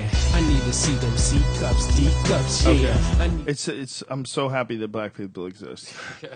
Because white people would never figured out rap. They would have never figured out how you could brag like endlessly and it actually could be an art form and fun to listen to. Yeah, no, you're you know, it's fun to listen to. White people lack the flavor to have come up with rap on their own. Like we needed black people around to like spice it up. 100%. It's very important. There's They would have never come out with that. There's a song out right now, Joe. It's from Halle Berry got some big ass titties. I forget the guy's name, like ASAP Rocky, I think is his name, and it's called "Fucking Problems." And there's so many cuss words in the song that when they play it on the radio, it's seriously it was like you're sitting there like, wait a second, you can't understand a word they're saying, but it has this catchy like rhyme that's underneath it that you get into, and now it's like a number 3 song, and you can't understand a word that's in. What that is the name of it? It's called "Fucking Problems" by ASAP Rocky. I actually have the number 3 censored song? version, but I don't want to play it. Yeah, don't even play it. I but, think that the universe is letting us know in no uncertain terms that it's over. The fucking show's over. It's getting completely wacky. I think that's what reality TV is. I think that's what this song being the number 3 song in the world. Go back to like the year, whatever it was, when Midnight Rider came out from the Allman Brothers, and compare that song to this fucking ridiculous song that has a million cuss words that you can't even play. God, It's on I the wish radio. I could play just a chorus for you Don't. because it's so ridiculous. I don't even want to hear it. It's It's so the ridiculous. aliens are sending us a signal. They're saying, build your ship, okay, and get off this rock. They're going to start eating each other. this fucking Honey Boo Boo is going to become an adult, and she's going to run the planet. That's what's going to You happen. do wonder what is the next. Yeah, what is next? What? What's next for you, man? You just fought, right? Where'd you fight? Not for a while. My last fight was Bobby Lashley, and I got my cheekbone broken. My orbital bone got fractured, so that put me out for a while. That was a big victory for you. Yeah, it That was. was a legit Yeah. victory, like It a was good, interesting one. big name. It was a good fight. You know, you pulled it off after 3 rounds. Yeah, I watched it not long ago, and I thought, just edged it. It was close. Those are satisfying, aren't they? Well, ish. I mean, it went to plan. I stopped his takedowns. My cardio was much better. If he did take me down, I got right back up. I felt good. But where it let me down was the stand-up. My stand-up was too slow. It was like he was beating me. I was going to then finish him off with the stand-up. But he was too quick. He was beating me to the punch. And I thought, right, fuck it. I'm going to have to get him to the cage and make it just messy. Just keep him here, because he was tired, he didn't want to move, so keep him there fucking... So it was good where I managed to do what I wanted to do, but I didn't capitalise. That guy's a weird example of like a physical specimen. He's so muscular. You look at him, you go, how could that guy keep too his muscular. cardio? Yeah, he seems like a guy who probably should be like a 205er, right? Yeah, he's too big for his frame. Yeah. He's got so much meat on him, but he's so impressive looking, you know, Yeah, because of that. Yeah, it is. It used to be at a time, you know, you look at a guy who's built like that, you go, well, that guy will probably kick a lot of ass. But now you know, like, that guy's handicapped almost. Like, you Well, gotta, no, it is. I Yeah. mean, when you're too big, it's like when I fought Pudzianowski, there's so many gaps. Yeah. You know, I remember he was statically very strong, so he got me in a belly to belly, suplexed me over. You know, I landed, and he was on top of me, and I thought, right, underhook, and he was just there. There was such a big gap because he couldn't close his arms. He was so well, also he's not aware. I mean, his mixed martial arts training was very limited. I watched him like hit the pads and everything. It was comical. It's like, well, this guy never punched in his life, and they're teaching him how to punch now. But that shows his mindset. Yeah, he's an animal. Well, he's a fucking animal. The fact he fought. You know, when I was talking earlier about 6 weeks and I ain't got a big ego, but I've got more of an ego than obviously I realised. Do you know what I mean? Right. Because Podjanowski thinks he jumps in there with Tim Sylvia. Yeah, Tim Sylvia. It's the worst fight ever. Ever. 'Cause he's so tall, so rangy. Yeah, very Do you know what I mean? dangerous guy. It's the worst fight ever. Motivated because he just lost to Ray Mercer. Yeah. So he wanted that was an embarrassing loss to him. It was. So he wanted to put a good mark on his ledger, and Podjanowski was a perfect one. Yeah. He used to ate Podjanowski alive. Like, fucking hell. it was like the Body Beautiful versus a guy with not the greatest genetics in the world. Not the greatest genetics. Kick the fucking shit out of that Body Beautiful. Easy. No problem. It was fascinating to see how willing that guy is, like right away, to fight high level guys. But he's going backwards. He's going backwards. He started off like that, and then after the second loss to me, which was well, it wasn't a loss to me. He claimed to have won the fight, and then they reversed the decision the next day. Yeah, I saw that. Well, that's some fuckery right there, huh? Was that in Poland? Yeah. Fucking hell. Do you know what it is? Do you know why it always happens to me? It always fucking happens to me because I'm the guy who's meant to be knocked out. I'm like the guy who's had a few. I'm semi-legitimate, so I'm like, people are like, oh, he's got, he's had a few wins. He's not a complete bomb. So they put me up there. I look the part. I'll come to fight, but I'm beatable. So then, their guy who's ready to take the next level, he's thinking he's beating Tim Sylvia, don't forget. I think he'll fucking fuck Thompson up. But it didn't quite go like that. Yeah, I think also you got to think the guy became this amazing powerlifting champion, this strongman champion, because he has this undeniable belief in himself. So he probably just thinks he doesn't give a fuck. So now he keeps running into reality. Yes. That guy needs a guy like that needs like a real legit coach, like a Greg Jackson or a Matt Hume. Like someone's going to sit him down and go, listen, there's only one way we're going to do this and do it right. Where you're going to keep your brain, okay? And that's you actually learn how to fight, and then you fight. I think he is determined. He seems like he's getting smaller. Better. He's getting smaller as well, right? Yeah, he's getting better. I think he's work ethic and to be the world's strongest man. You know what I mean? So I think he's that part I give him credit for. But he's a fucking prick. He's a prick. Is he really? Oh, he's a prick. He's a prick. He's just not a nice guy. No, he's not a nice guy. Do you know when I was at KSW, all the staff, I talked to everyone. Everyone's really nice. And on the, do you know when someone grabs your hand? When someone grabs your hand? Yeah, to shake it. Yeah. And they do that finger thing? But no. And they go, and they pop up. Oh, yeah, with the second arm. Why do they do that, second arm? To reinforce. Yeah, don't you get your base, you lower your base, this motherfucker's gonna judo me. Fucking hell, Joe.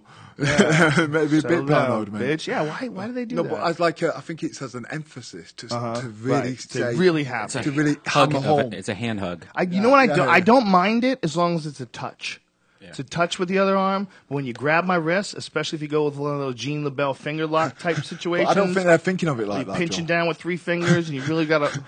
It might be I don't think to take your back, son. I don't think they fucking read the Jean LaBelle fucking handbook. And they should. It's a great time. It's a great handbook. Yeah, if you want to fucking kill someone with a walking stick, too. There's another weird thing that dudes will do, where they'll hold on to your knee while they're telling you something. What the fuck is that? When you're sitting down, are you sitting down like in some easy chairs next to each other? To you? Older dudes will do it. When they have they got something important to tell you. No. Bobby, I need to suck your dick right now. No, they have something important to tell you. And they want you to really listen. They will they will even put a hand, not even like a full claw, but to let you know that if they wanted to, they can make the shit uncomfortable.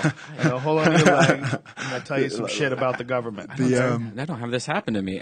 You don't talk to old dudes. Yeah. You're missing out. I talk to old dudes that want us to show me that they know shit. Yeah. The worst one for me, this is how I got this black eye. The worst one for me is people grabbing your head to, when they're pissed and they come up and they grab the back of your head and then start pulling you in. Yeah, they want to talk to you almost. Yeah, and well, they just fucking pulling you not letting you get a fucking way. You're like Right. taking the choice away. Yeah. Do you know what I mean? Yeah, It's yeah, like, Yeah, why do people do that when they want to talk to you? Hold because on to you and it's so like, important contain you. because it's Yeah. so important what they're going to say. Dan Henderson Yeah. in the back of your head and shit. Like, come on, man. When someone does that to me, well, we'd be training as well. When someone does that to me, it's like, oh, fuck. So that's how you got that black eye? Yeah. What happened? Well, I was, I work at, well, he's my mate, but I go to his club and I do security with just normal clothes, have a drink with him, and I get, I do whatever I fucking want, I drink. So I was going on. So you do security, but you're also like a patron? You're like I'm his on mate. the DL? I'm his mate. Okay. I'm his mate. So you just do it to hang out with him? Yeah. Okay. Yeah, but see. I told him you don't even have to pay me. Oh, okay. I see Yeah, what you're saying. that's what he does anyway. So 'cause he's got money, he's your boy, so you go there and you hang out with him. So then you're security just by existing. There you go. So then, what am I saying? I don't know. No, I haven't got to it yet. That's why I drove. It's going to be good though. So if I can remember that. So we're there, and someone punches the bathroom. How you got your black eye? Yeah, yes. Someone punches the bathroom and floods it. They punched the bathroom and flooded it? They punched the fucking container with the water in or something. And Oh, you guys have like one of them old school above the toilet containers of water that you can punch? Yeah. Wow, that's hilarious. So it somebody... flooded. And so I went to look for the guy who did it. Right. So I said, I'll have a look. And they said, white T-shirt, da. So I'm on the way down the dance floor, and this girl steps on my toe. She steps on my toe, and she wobbles a bit. So I catch her under the arm, securely, safe. And she goes, oh, yeah. She said something to me, and then this bloke came out of nowhere, started fucking peacocking it, and getting right in my face. Peacocking it means he was like spreading out his feathers. Yeah, he was letting me talking know. shit. Yeah, I was like talking to his missus, who just happened to look like this skinny fucking witch. She looked alright from the back, but turned around, her face was hollow. She had fucking loads of makeup. Are you on. saying she's on meth as She well? was, This makes the story better. Yeah. It's a methed out couple. Yeah. Okay. Yeah. Needles in the hand. Yeah. Just fucking needles falling out of her panties. Oh, stop it. And the guy grabbed. He started saying. I said something to him, and he was taking my kind of kindness, me being okay.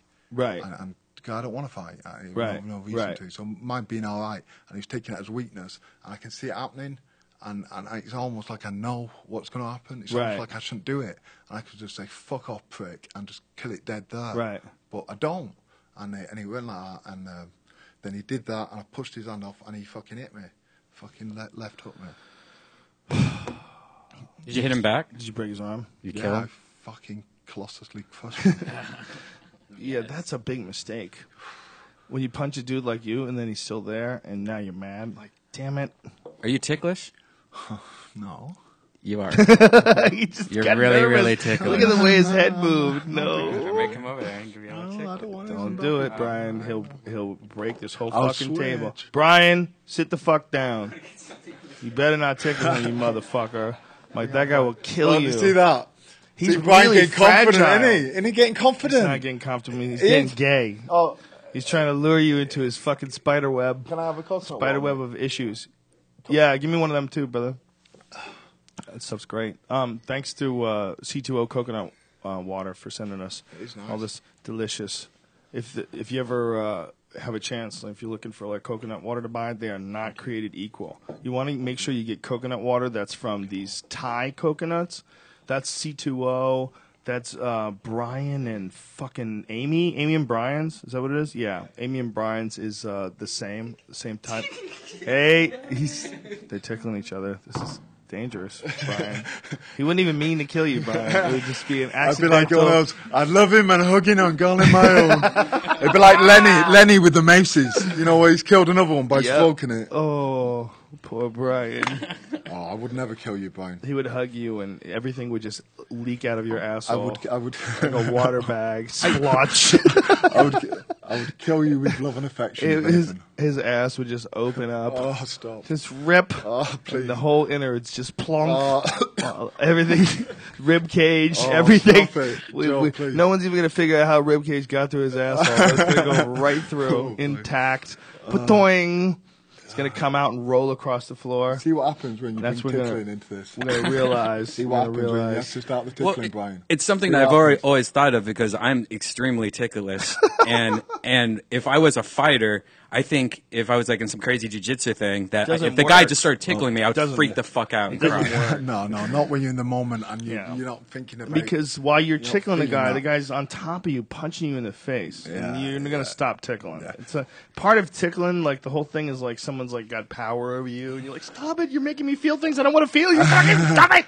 You know, but it doesn't hurt. Yeah, but it just because you're feels not- weird. You're not ticklish when you Yeah. tickle yourself. Not at all. So you don't So get it's that. because you know what you that makes you make sense. the connection between the Yeah. impact of the fingers. But when someone else is controlling, you don't know what kind of ride you're going on, and all that shit is actually probably evolutionary to beneficial to keep spiders off of us. What? Oh, fucking hell. It's like things that like little things that are moving on you. You're like, what the fuck is that? Like that's what that is. It's like extra sensory for when spiders and shit would crawl into your fucking sleeping bag. You know, I mean, that's probably what being ticklish is all about. Did you have a sleeping bag back in the day? Yeah, of course. one I do. right now in I my have one car. right now. Yeah, Brian always has a rescue pack in his car. Rescue bag. Well, he's ready for What did it the. consist When of? Jack strangles me to sleep. What did it He's consist worried of? about the earthquake, and so he Are you has really? a full I used to. emergency setup in the back of his car, Got- including what, ecstasy. Including like a Plenty of Molly. You got a fucking porn star. No, there's none in the trunk. Right? I cleaned it out last night. That's one of those ones you say it and you're like, damn. It seemed like it was there. I took a chance. I threw it out there. Whee, bonk. So, you got two big wins in a row, right? With Bob Sapp no, that's was Bob Sapp in the same? no, it's SFL. Oh, that's right. Oh yeah, so that was in the same one as Bobby Lashley. Yeah. I've had three big wins, and the fourth, which is I classed as a win because it was a bollocks Pudzianowski one. Yeah, that was totally horseshit. So But the Super Fight League is in India. You enjoying that over there? no, I'm not with them anymore. You're not with them anymore. No. What they, happened? They cut my. They said to me, "We can get you a fight. It was we got you. We want you to fight. What's his face? Todd Duffy." And I was like, "Okay." And they're like, "We want to cut half your money." I was like, "Well," and then we want to charge you 20% tax, Indian tax. So they changed how they do business with you. Yes. They didn't charge Indian tax before that. 10%. Are they outsourcing? Is that what's going on? They're outsourcing heavyweights. India's outsourcing as well. We outsource to India. They outsource heavyweights. They just. I think he did. I think a guy has a lot of money, and they see MMA. I think I'd like to do that. Right. India don't have it. I like it, and then they go to do it, and it's not quite as simple as that. They 'Cause, start bleeding money. Well, the people don't know what the fuck it is, and then you have people like me and Bob Sapp there, and it's like, you know, it's wrestling. And we're Right. like, really, it's real, because we both look like, and they both want us to do this crazy thing at the fucking press conference. Coming right. to get you, and he's like, and then the guy's in the middle, you know, Right. the Bollywood guy. You know what I mean? Right. So it looks like bullshit. And then when Bob Sapp got injured, it really looked like bullshit, right? Well, yeah, I actually never thought about that, but yeah, but like the first fight, it's a bit like the first ever UFC. Like the fucking tooth comes out, someone gets fucking smacked. You're like, oh, it's real. It was like that with Right. this. A guy comes out, I can't remember, Professor X. Yeah. Fucking, elbow someone. Do you know what I mean? And straight away, it's fucking. So they had some good fights, but is it that the guy's running out of cash? It's costing a lot of money No, to I don't do think. this? I don't think he's running out of cash. I think he don't like losing it. Oh, so he's losing it, so he's trying to like minimize the amount he's losing. Yes, basically yes. Yeah, it's not easy to fucking put together a gigantic organization. No. A lot of people don't realize that the UFC was $44 million in the hole before it started to turn around The and become Ultimate Fighter. profitable. And that all became because of the Ultimate Fighter. They bankrolled that show. They essentially put together that show, produced it, and then bought time on Spike to air it. You know, it's really a crazy, crazy fucking gamble, but one that turned out incredibly well. To get that level of recognition for your organization, you got to have something like Viacom behind you, like Yes. what Bellator's doing. You got to have something big behind you. You have to have a push where they have, okay, look, we have determined that we have X amount of talent, we have this amount of budget, we can go after new talent, we can offer people a commensurate, cash reward for wins that you would get in the UFC. We can match their money. So let's get crazy here. Let's see what we can do.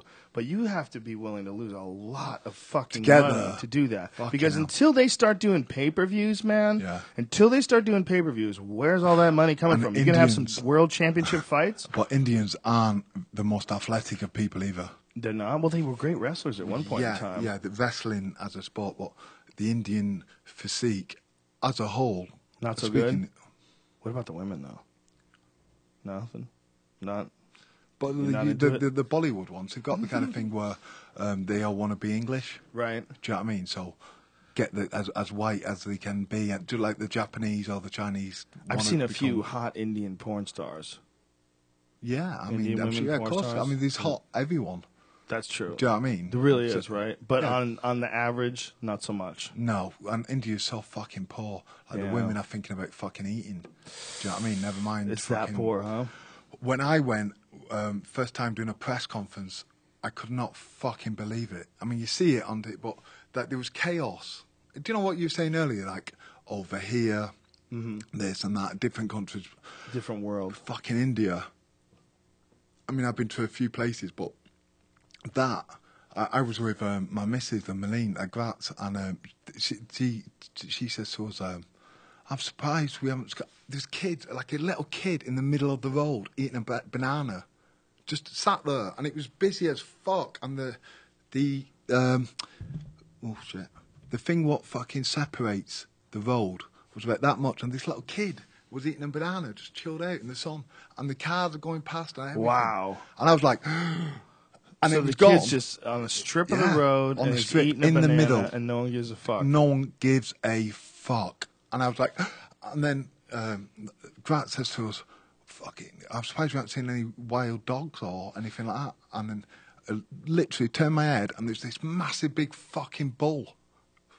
Bull? Yeah, just fucking. I think it was a bull walking down the road, and I was like, "Fuck, this is mad. Just chaos." And no one walks on the road. No one walks on the pavement. Everyone walks on the fucking road. And the bull was just walking down the street. Yeah. Jesus Christ. Just fucking. Watch out for the kid.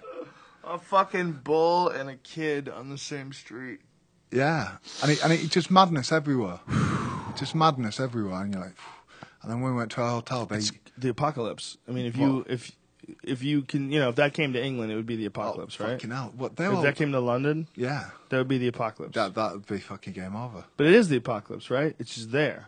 Yeah. It's just you can go visit the apocalypse. But they were all fucking on the beach, going in the water with the whole clothes on. Wow. Which I know that's only a little thing, but it just seems so. No one was sunbathing. No one was lying on the beach. Everyone was just standing on the beach and in the water with the whole clothes on.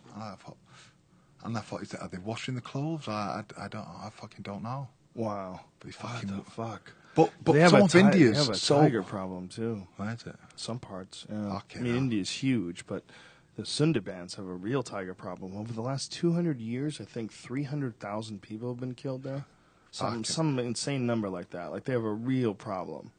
They have brackish water, where it means the water is not fresh and it's not salt. It's a combination. It's not quite the salinity of seawater, but it's more salty than regular fresh water. Okay. And because of that, the tigers have nothing else to drink, and they drink that shit, and they get really agitated. Right. And they get really aggressive. They don't die. Well, they die. I mean, they become monsters. What are you saying? They drink the salt water. What happened, Joe? It doesn't work that way, dude. Right, Can you imagine? All you do is add salt to tigers and live forever. You'd be fucked. But no, it's just only in theory that's why they're so aggressive. But the other theory is that the typhoons come, and I guess these crazy storms that come, a lot of people die. A lot of people that are like near the water wind up in the water. So the tigers wind up eating the bodies that wash down the shore. And there's so many of them in the water, apparently, a bunch of tigers will jump in, and they have no other meat. They'll just eat these bodies. They don't mind doing that. So then they develop a taste for human flesh. Right. So if the monsoons come, or typhoons, or whatever they are, and kill a bunch of villagers, and a few of them wind up in the water, and tigers eat them, those tigers now know what people taste like, and they go looking for it. And that's where shit gets spooky. What struck me about India, like, when I went to hospital, I was there for an extra week because obviously I was having my face sorted out. What happened when the guy? This is from when the guy sucker punched you. This This is from Bobby one of your Lashley. fights. Bobby Lashley. Yeah, fight. yeah. Okay, he broke my orbital. He broke your orbital. Yeah, bone? yeah. He broke my orbital. What happens when you have an orbital break? Do you have to? They put a mesh. Apparently, you got some. Apparently, these are collapsible, and they obviously designed to be there. The eye drops down. It protects your eyes. Right. So it broke, and they put a guard in there, like a titanium guard. Mm-hmm. And now it's fucking good as new. So they put a titanium guard in your face. Yeah, on this Whoa. bit, yeah. Do you think dudes will ever get titanium guards put in their face without it breaking, just to protect it, make sure you don't get broken orbitals? Yeah. I mean, it would work, right? Well, I don't know, because it's meant to be collapsible. So that's what I said to the doctor. I said to him, it's meant to be collapsible. And he says, yeah. I said, with the titanium plate, it won't be collapsible. And he said, no, it won't. I said, so if it won't collapse, does that mean my eye's in more danger? And he said, well, I wouldn't fight if I was you. Whoa. And I thought, like, Well, he wouldn't fight if he was you anyway. yeah, that's what I thought. But what a fucking Not stupid you. thing to say. That's a stupid thing to say. Yeah, it because is. if he was you, you would fight. No. So I said to him, is it safe? And he said, if I was you, I wouldn't fight. And I thought, that's not an answer. Right. But first of all, he's being honest because he's not a fighter. He's a doctor. Yeah, but I don't need his opinion on fucking everything. I Do you had know what a meniscus surgery, and the lady was telling me never to do jiu-jitsu again. You need to stop. Like, just a meniscus surgery. What are you talking about? I hate You need to stop. You're going to be crippled by the time you get old. Your knees won't work. You're like, whoa. I have settle so down. many arguments with doctors about steroids and things like that because they don't know. You try to get prescriptions, and they say, get the fuck out of here. Filling my bag like that. Yeah, you're I fucking- just go to Mexico, man. It's super easy. No, but so many arguments because I realise they don't actually. They see a lot of the negative effects and they don't actually know what they're talking about. Well, there's an issue with a lot of doctors when it comes to two areas, and a big one is nutrition. There's a real issue with a lot of doctors that are really not that much more informed than the layperson when it comes to nutrition. If you're the average person that reads an article or two here and there about the benefits of vitamin C or, alpha lipoic acid or whatever the fuck you read about, you probably know as much as your average general practitioner. 100%. They don't really know that much about nutrition on average. I mean, of course. course there's exceptions to the rule.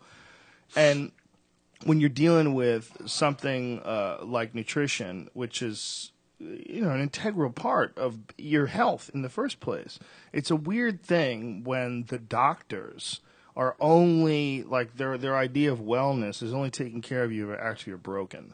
It's not like completely stopping all this shit from happening in the first place. Yeah. And like stepping in and giving you nutrition and making sure It's you never don't. the long game, is it? Yeah. It's always the fix-up. But then again, they have to understand that the body is a finite proposition, and if a man wants to be a fighter, then you got to patch him back up and send him out there. And it's a his lot of them- decisions. Yeah, I think. I wouldn't fight it if I was you, Yeah. but he's not you. Yeah. You wouldn't be a doctor if you were him. And as he went off, I was like, I won. Oh, never mind. Yeah. There's is there a point where you think, like, if you look at like your career, like if you look at your future, if you like where you say, okay, if I get to this point, I'm done. No. Well, You just it can do was, it until you enjoy it Well, I stopped enjoying it for 4 years. I fucking hated it. for 4 years. 4 or 5 years. When I started gambling. Oh. And then I wouldn't admit I hated it. I'd have like little spells where I would be like, oh, I can't do it anymore. I don't want to, the pressure, the fucking head fuck of it all, the this, and then when I get my money, I'm only gambling it all. I just, you know what I mean? Right. I can't do it anymore, and I can't keep bringing myself back up. Like Kimbo was meant to be a big comeback. The Podjanowski, keep it going. And just Butterbean, that bollock. Just a lot of bad decisions, and So by me as well. But just bad decisions. just I bad should make that- results. Well, bad results. Okay. Some caused by me, Right. And some just bad decisions. Right. Do you know what I mean? It's not just The Kimbo one or the fight other. was seen by how many people? There was a huge audience, right? About 8 million people, I 8 think. million I think people. 6 or 8, I can't remember. Woo! But, And most people, what they remember is that you came into the cage with a fucking mouse living in your ear. You had a whole mouse family living in your ear. And it blew up, right? yeah. And it popped in the middle of the fight and started leaking. yeah. That was so hard to watch. That was the most fucked up ear ever seen on national TV. No one had a more fucked up ear ever. My ear's more famous than me. I'm jealous of my ear. Is that right? People talk about that fight. Remember that guy that fought Kimbo with the crazy fucking ear? Oh shit! Yeah. Colossus. Yes. I'm not going to be remembered for that, though. For that? No. Well, you'll be remembered for your entire career, sure. No, But what I'm saying but is, that's- what I'm saying is, at the People moment, do remember that. Yeah, that at the moment, people would say, "I'm the Kimbo." You know what I remember? I remember you had Kimbo in side control, and they stood you up. Yeah. You know, yeah, I remember that, right? Nobody ever points that out. Yeah, I I always point that understand, and then I take a load more Yeah. whacks before that changes Oh, yeah. the fucking pace Fuck of a yeah, fight. it does. You don't stand a guy up when a guy. And I just works got hard. there. Yeah. Elite XC was a corrupt organization. Corrupt. One of They them- they changed the rules. They told guys to stand up and bang. Yeah. They told guys to stand up and bang. They gave them instructions, and they made the referee stand guys up much earlier. Big Country was fighting Andrei Arlovsky and had him in a fucking side control position working a Kimura, and they stood him back up. I'm like, you got to be fucking kidding me. Jake Shields, they did that same shit when he was fighting Paul Semtex. When he's fighting Paul Daly, same shit. They try to stand him up early, but Jake just attack, and got him in an armbar. He just went. Jake's high-level black belt, so he just went after it really quickly. But you had Kimbo in fucking side control. You worked to get it. You got it. You were in a dominant position. He was tired, and they stood you back up. Those Gary Shaw dirty said, bitches. Gary Shaw said, we did a radio interview, where everyone's on the other line, and I've just finished training, so I'm on the phone, and no one was asking me fucking any questions, and I thought, yeah, I'm just the guy for Kimbo to beat. So, and then someone asked Gary Shaw a question, they said, this is how he was holding the phone. They asked Gary Shaw the question. I like that. Yeah, just added emphasis there, just in case you couldn't visualise it. They said to him, what would you do if James Thompson won? And he said, I'd hang myself. And I thought, Wow. That's the dumbest motherfucker in the history of MMA productions.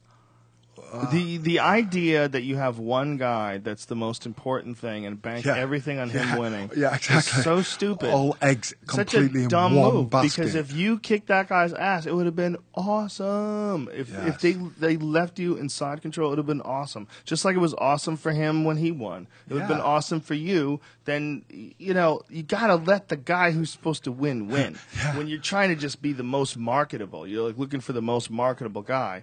You're never gonna have a legit organization. His whole organization was essentially a corrupt organization. That's what that is. Well, I'm writing a book at the moment.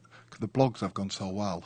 I thought to myself, started looking back at the different stories. 'Cause I did the Fedor drinking one, and everyone loved it, and a few more. So I started thinking, I've got fucking that Elite XC story is a very important story for martial arts because that made me angry. I was watching that at home and I was angry. I was like, this is crazy. And I love Kimbo. I think he's an awesome guy. Yeah. He's a great character. I like yeah. watching him fight. He won a boxing match recently. He's been winning a lot of boxing matches. Yeah. I love that dude. It's not that I wanted him to win or you to win, but I wanted fairness. And you worked hard to get to that position, and you were in a dominant position. They stood you back up, and you were fucking tired, and you got cracked. And they did the same thing with Big Country. When Big Country had Arlovsky down, he was working for a fucking Kimura, and they stood him up. I'm like, are you crazy? It was quite ironic that I watched Big Country, and he was almost in exactly the same position as me when he beat Kimbo, and and I thought, it's kind of not mentioned or not. It's very close to the same position. The only difference is he went with the mounted. He had a full mounted crucifix on him. That's right. Which I'm sure you could have worked towards. You had him on his back. He was only going to get more tired. There was a couple minutes to go, right? The thing with that fight, it's not that I think they should have stopped the fight there because he came back and he had me rocked in the third round. He did. It fucking hurt them punches. and I was rocked. So it's not that, but they should have. He might knock me out.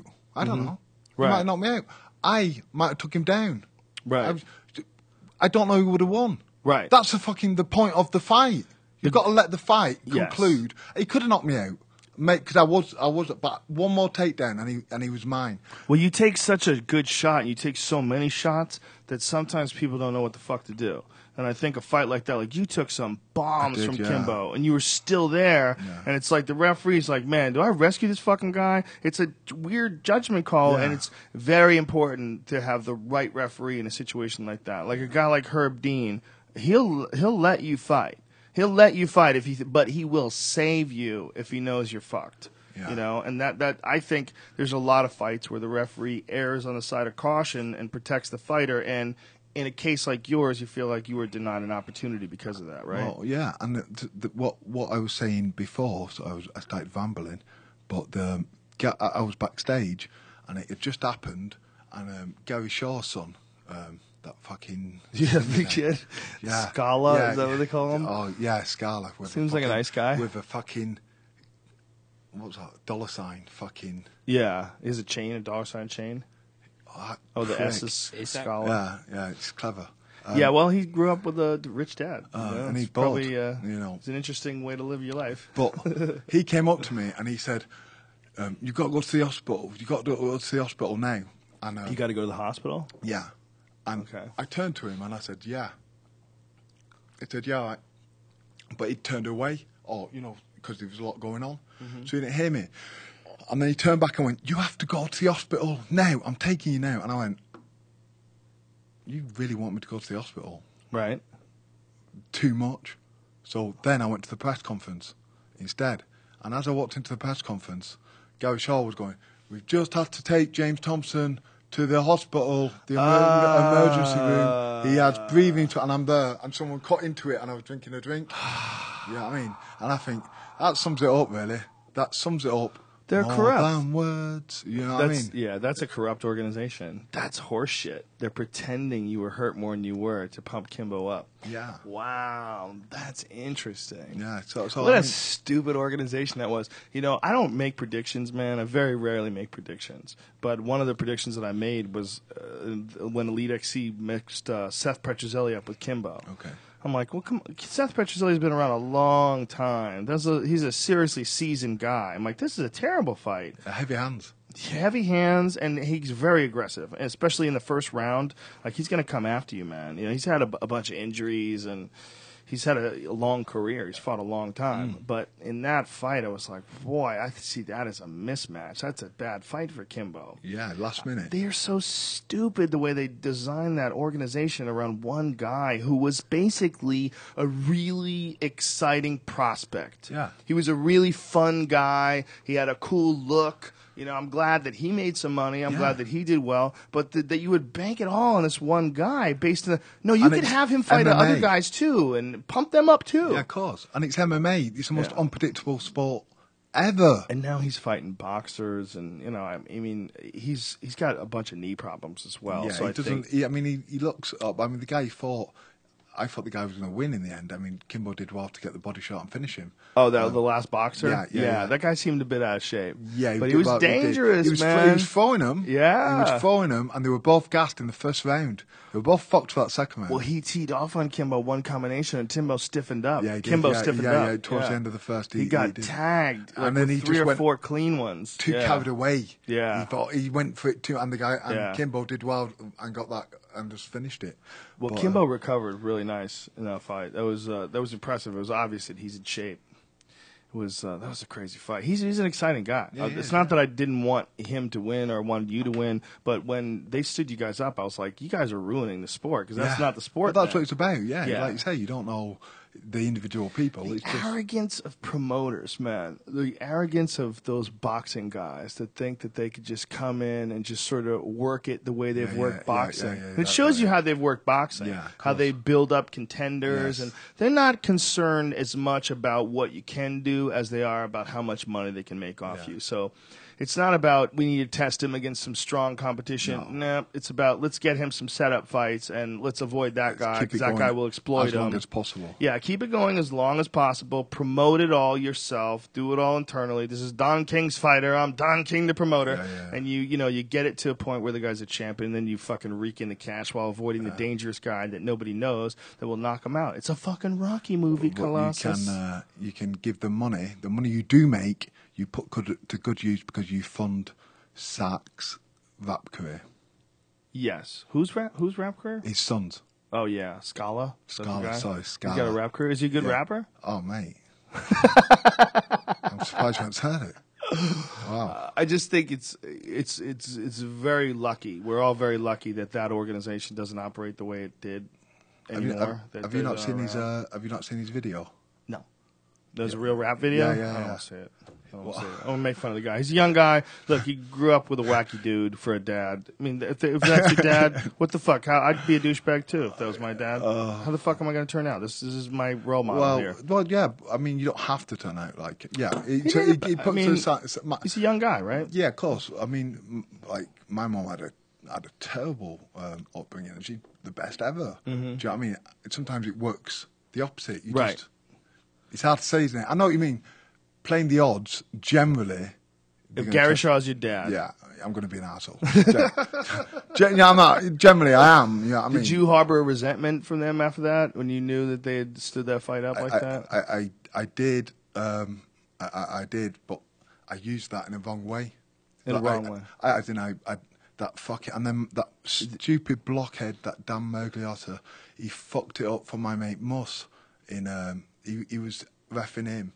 And Krokop poked Mus in the eye. Mus went out, and then who was it? Mus Al Turk.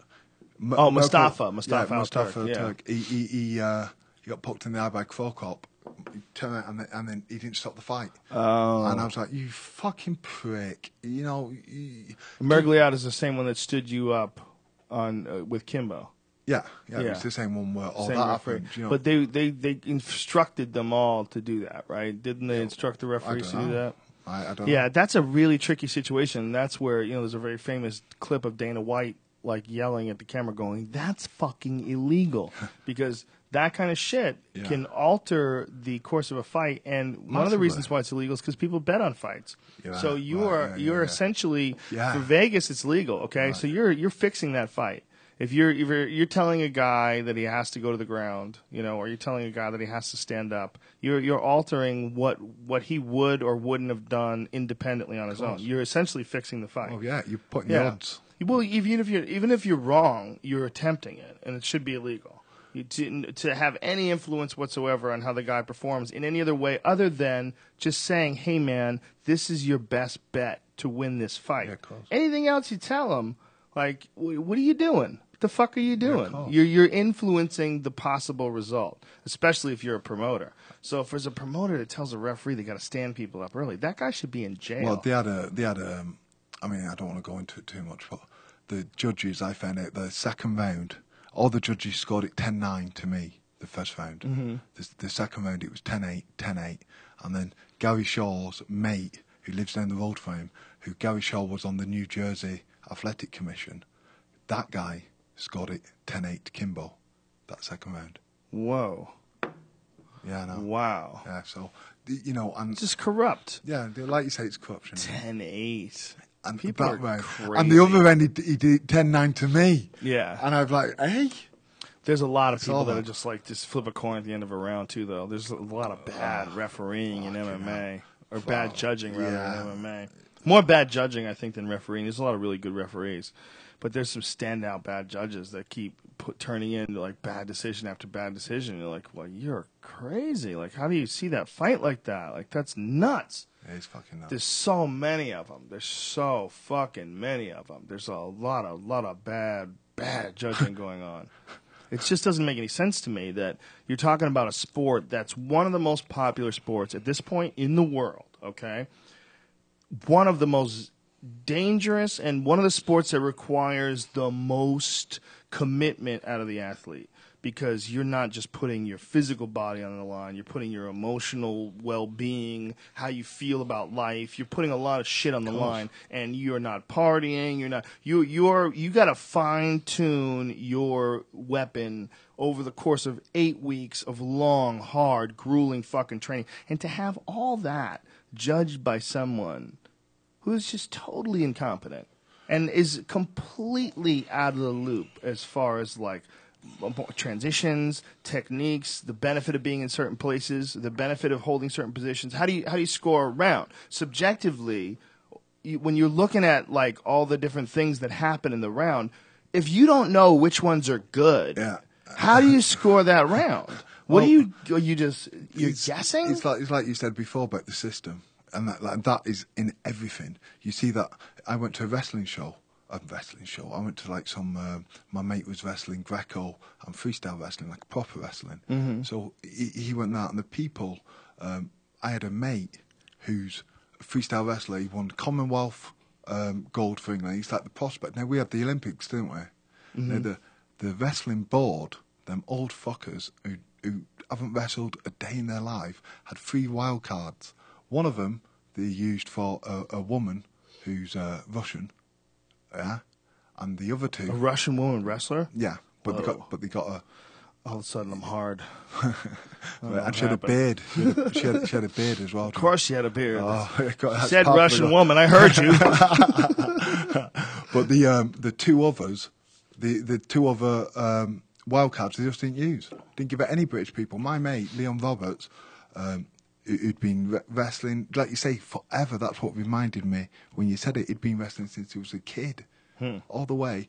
Gets the Olympics, he's going to go, and they don't use one of the wild cards. Just don't use them. Why? It's unbelievable. Well, there's a lot of corruption in sports. And man. Wrestling's not even part of the Olympics now. Yeah, that's crazy. That's Fuck. the newest thing to happen is that the Olympic Committee, which has figure skating, right? Isn't that in there? Mate, synchronized swimming, ping pong, fucking no wrestling, handball. All which are fine to practice. Yeah, of course if you enjoy doing them. Yeah, Decathlon, and you can get really good at them. The idea that you can't have wrestling in the Olympics is insane. That's what the Olympics is based on. It's one of the most important sports in MMA. It's the oldest. The most important weapon in MMA is the ability to control whether or not the fight stays up or on the ground. If you're the better wrestler, you can dictate one of the most important aspects of fighting. 100%. It's where the fight takes place. Exactly. And if you can enforce your game plan on a fight, you're very likely to win. And forget about MMA. Wrestling for kids is one of the best tools for character development of young athletes because it is fucking brutal. And it's really about heart and determination, and it becomes about your will to push forward, your will to make sure that you put in the miles in the morning so that in that second period you're the one who has more energy and you get the takedown. It's character building. It's setting goals, achieving goals, competition without worrying about like getting knocked unconscious like boxing competition or martial arts competition. It's one of the most grueling ways to test yourself. But they're doing that, and they're throwing that out. Crazy. Just building a world full of pussies. We are building a world full of pussies. We really are. And the crazy thing is when a guy like you says that, they look at you and go, oh, this fucking meathead wants everybody to be fighting in the streets. No. But there's a benefit to character development that a lot of people are missing. And it's one of the reasons our world is so cunty. It's because men don't have to be men anymore. Yeah. You don't have to develop character. You don't have any like real good feel, like the way you carry yourself and the way you live your life and the way you stand up for things and the way you sort of carve out your own destiny. That's a whole part of being a man, and you benefit from any test that your will gets. You benefit from any new experiences you can take into your situation. Amazon, they have them fucking bullet ants? Yeah, Oh, yeah, with the yeah. gloves. They're That's just- how they test I them. think they just don't have the internet yet. Because if they had the internet, they would cut that shit right out. They'd probably be doing it on the internet. They'd just be jerking off all day. If you gave the Yeah. Amazon people the internet, they'd be like, "Oh, get all these bitches sucking I dick." thought you meant with the fucking glove. I thought, No, fucking not hell, the glove. that'd be painful. Yeah, you'd be really gangster if you Yeah. could jerk off with a bullet ant glove. Yeah, maybe that's the next test. Maybe I'm that's sure the next someone's test. done That's it. a Fear Factor thing, isn't it? No, Has that's that not been a Fear Factor Fear thing? Factor season 2024. Adam Carolla is the new host. Yeah, there's no way you could survive more than 100 bullet ants on your dick. I think you would just die. Even before, just knowing you have to do that test, you'd die. Before you even got the chance Maybe to you put it wouldn't on. even. Maybe it would just. If you don't know, folks, bullet ant is one of the most poisonous ants in the world, and Brian Callen described it to me. That's one of my favorite ways anybody's ever described it. They say it feels like if you get stung in your arm, like getting your arm slammed in a car door for a day. Slam, slam, slam. Just insane pain that brings you to your knees, and it lasts like a day. Just imagine one in your dick hole. Rolling inside your dick hole, and then stings the root of your ball bag. The And You got the root. your balls swell up like grapefruits. You can't walk to the grocery store. You have to have people go food shopping for you. Can't walk around, but you could get one of those little scooters, and as long as you didn't fall off of it, You get a disabled badge. yeah, get one of those fucking gyroscope things. What are those things called? Segways. Segways, yeah.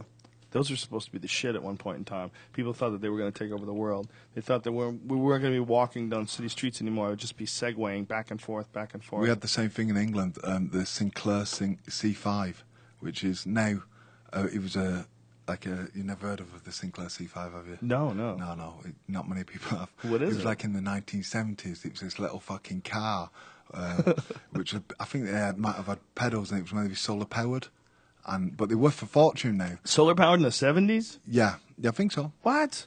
Something. Did they have solar power in the 70s? They had the You sun. talking about a sunroof? They had a sunroof. It kept you warm. Is that what you're saying? That's it. They had a magnifying glass, Look, you know- and it would come down and burn you. No, I'm thinking it can't be pedals, but Sinclair C5. But they're worth a lot of money now. Really? Well, they're worth because they're such a failure.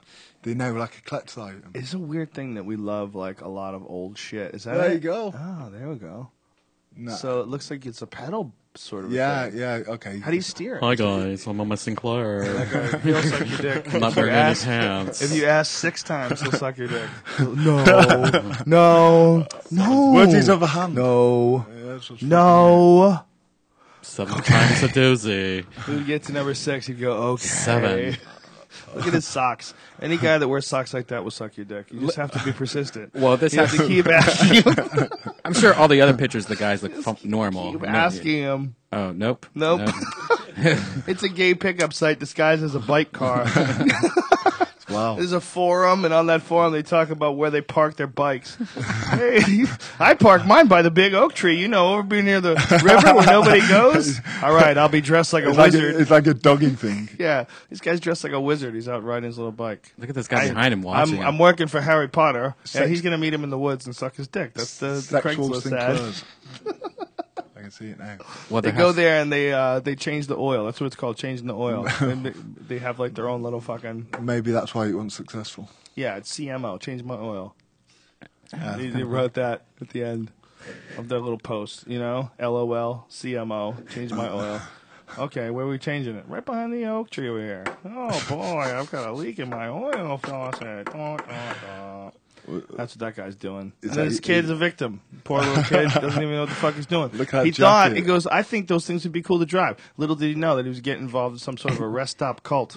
car accident with a tempo. That's a girl, actually. I think that's a girl. Yeah, that is a girl. Little did she know that she was getting involved in some rest area cult. Did you hear that the Pope is seeking immunity from prosecution? Boy, I started looking in on some of this Pope shit because so many people are so upset about what he did when he was a cardinal, apparently, or whatever the fuck he was, whatever magical title. He shielded people from child molestation charges. One of them was a guy who molested 200 deaf kids. So they take this guy, they take these people, they put him into psychiatric care, then gets out, molests more kids. Like, Shocker. it's fucking crazy. And the Pope shielded this guy. Took these people, in many, many cases, there's been many cases of it, took these people and kept them away from prosecution. It's a terrifying, terrifying story of how someone who the people, I think most people who are Catholic probably have no idea, like, how deep the organization goes with its willingness to protect pedophiles. I don't think they want to know. I don't think they want to know either. But they like to think of it as it's part of being Catholic, and the idea of being. I have a friend, and like I'm not a religious guy. I don't believe in religion. I believe it's very possible that there's a higher power, but I believe that whenever you let people write shit down and tell you what the fuck is supposed to be done and not supposed to be done, you lost it all. It's like people are corrupt. They've always been corrupt. Not It's been man-made proven. religion. Yeah, and you're talking about people that lived a long time ago. Well, we really didn't understand the distribution of information. We didn't understand writing things down. We didn't understand. You were just telling each other stories for 1,000 years before anybody even wrote that down on paper. I can't go with you on that. Okay, you can believe it if you like, and I see where you're coming from. It would be nice if it was true, but that doesn't mean that the people that choose to agree with that also choose to agree with pedophilia and child molestation and all this shit that's going on. That they're connected to the idea of God. They're connected to the idea of sin, religion. They're not connected to the reality of what these priests are doing. So it's the fact that in this day everyone and needs age, to question it though, don't they? Otherwise, fuck nothing, yeah, they do. Nothing gets fucking don't- done. Not look the other way. it's an epidemic. It's an epidemic. Okay, if it was NASCAR race drivers fucking kids, the shit would be closed down a long time ago. They've spent hundreds of millions of dollars paying people off. Hundreds of millions of dollars paying people off because they fucked their kids. It's craziness. It's not one case or two cases. How It's much money do you have to hundreds pay of someone? cases. You I could don't not know. pay me I don't any know. money. I don't If know. someone I don't offered- know. If someone offered me money and said, "Oh, this goes away," I'm you can't. That's just pimping out your child.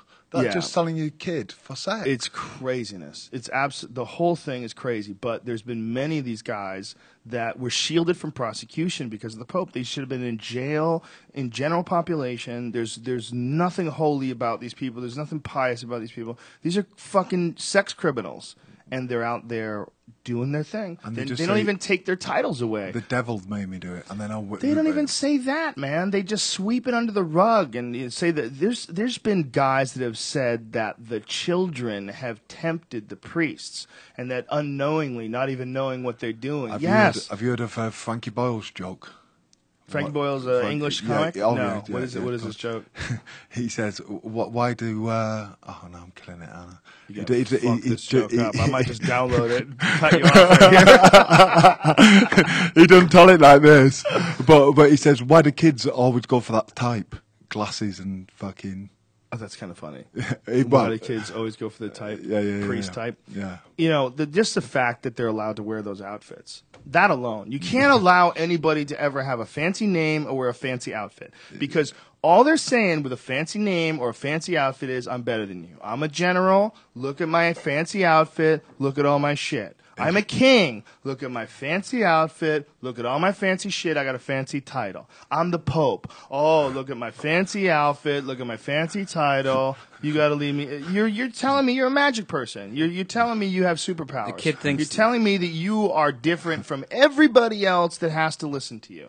The kids just think he's Santa Claus. You know, that's what the whole Santa Claus. They think Sit on he's my lap in a and spin. position. Yeah, it's like that in a way because they think he's in a position of being above them because he's wearing a crazy outfit. And when you're young, those people That's just what have happens. you haven't questioned the whole world yet. So when you see a guy that's wearing a Pope outfit and he wants you to suck his dick, you know, or you know, what are those bishop outfits? What are they're not the same as the Pope outfits, right? But there's a whole bunch of stories of these guys who they don't even lose their title. There was an ABC News report on it, and see if you can pull that up on the Pope and child molestation charges that he protected. There's a crazy ABC News story about it, and it's really fucking frightening. It's really frightening to think of how much money is spent protecting these priests, and a lot of it is done under the guise of if they can keep it quiet, then they can keep the business going. Yeah, because of course. the Catholic Church is like a business. Like the Vatican is a giant business. It's a huge business. So when shit got too hot with this guy, they're like, "Listen, man, we need a new CEO. You got to get the fuck out of here." So is he's that why quit. is that why he's quit because of that? There's only one reason why he would be trying to avoid prosecution. Well, there's two. There's some sort of a money scheme. There's some sort of a money laundering scandal. There's like missing money or missing or not placed money. I don't know what that's all about. I don't know if that's valid. And then there's this. And this is much scarier because this is the guy who's at the highest level of that position. I mean, he's a pope. That's a frightening thing to think someone could get to that position and have avoided what the laws are. And but just what his moral compass should be that a person who's a pedophile is not. You don't put them into just psychiatric care and move them to a new place where they can molest children. You put them in jail. They're criminals. They've whether or not they're sorry, that's beside the point. That person has victimized someone, and the law is such as when someone does that, they're supposed to be locked up. Just like murder, just like robbery. There's a lot of laws, okay, and you can't shield someone from that law because they wear a fancy outfit. That's crazy. That's bananas. And that can't keep going. It just can't. And it's much like what we were talking about, like kings, Yeah, I mean, the thing with Jimmy Savile in England and how far that goes. He was and I tell you, he called that. Yeah, and but by the way, my friend Steve, who's English, was just telling me this story this weekend. I wasn't aware of it. And I bet a lot of people who are listening to this also weren't aware of it. Tell the Jimmy Savile story as best you can. I'll help. Okay. I'll decipher some of the shit you say if it gets a little confusing. Like subtitles up here. Is your accent? Would you call it Cockney? No, that's London. What is it? That's London. Yeah, what is your accent? Northern. I'm a northern monkey. A northern monkey? Yeah. Okay, so this Jimmy Savile. That's how you say his name. Savile. He was a huge popular. He had the first ever nightclub in the 70s. The first ever nightclub in Britain. Yeah, I remember an interview when he was talking about it. So first ever nightclub, he was the DJ, then went on Top of the Pops. Then he had Jim'll Fix It, which was a massive... And Jim'll Fix It was a huge television show, right? Well, with kids. With kids. So this guy would he'd be sitting on a chair like a king, kids sitting in his lap. Well, they write kids letters to him. Yeah. And you get a medal. Jim'll Fixed It for you. Yeah. And like a fucking rape badge.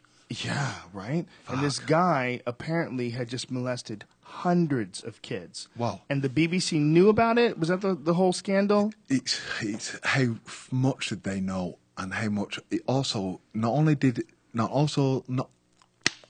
only was he like that... Sorry about that. No need for that. Sorry. Not only did they know about it. Yeah, not only did they know about it, they... Meanwhile, he speaks English, so I'm trying to help him with English. That's not a good sign, is it?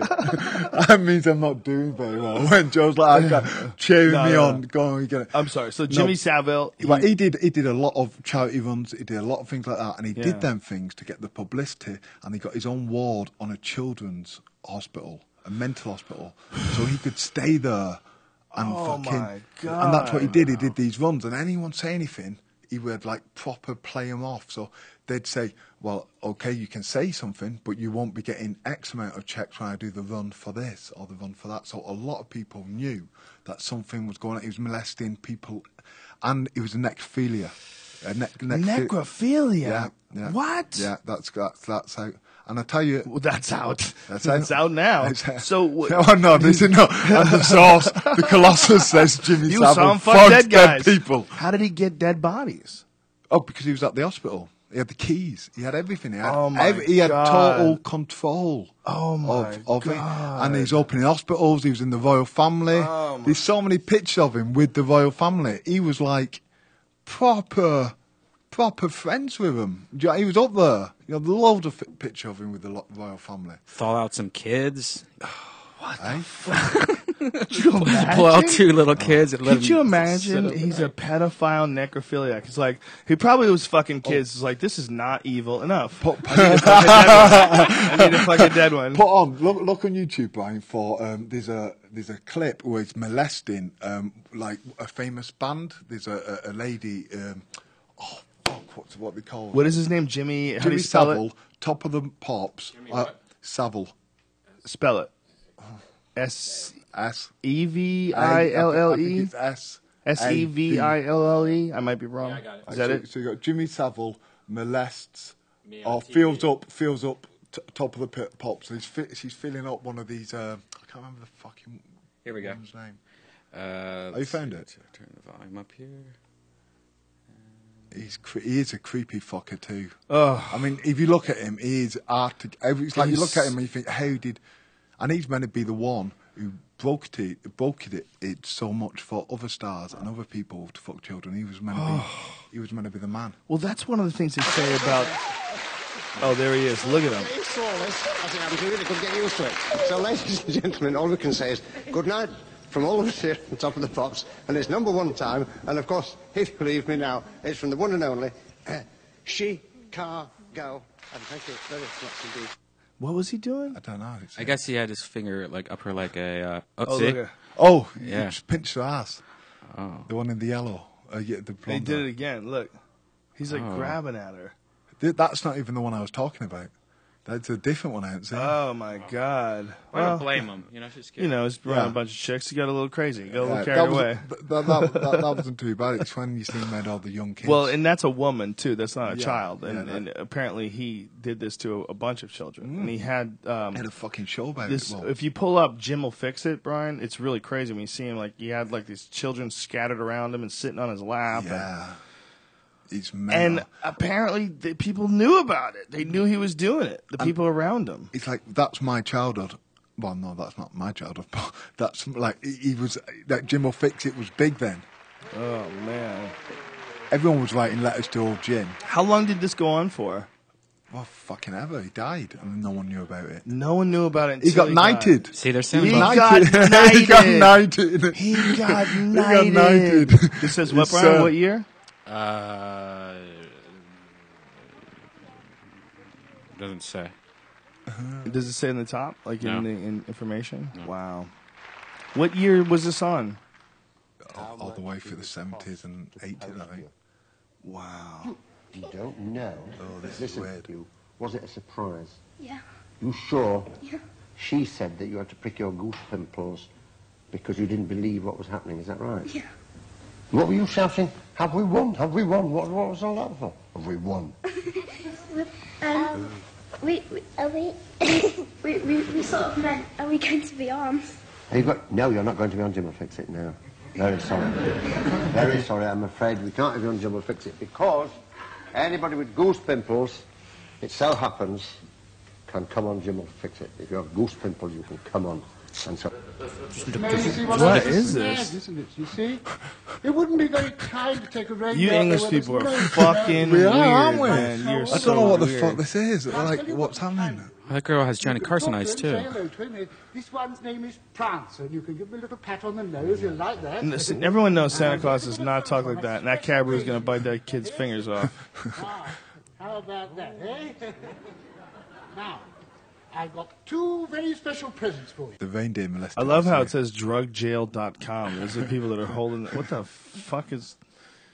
Wow. So that guy was a huge celebrity in England. charity. No one had any funds. idea, huh? No, well, a lot of people had an idea, and that's just it. How many people knew? That's the big thing now. But the public, as a whole, Isn't it amazing how many stories like that turn out to exist and how many secrets actually get kept with horrible situations like Yes. that? Like the Jerry Sandusky thing. They kept that a secret for a long time.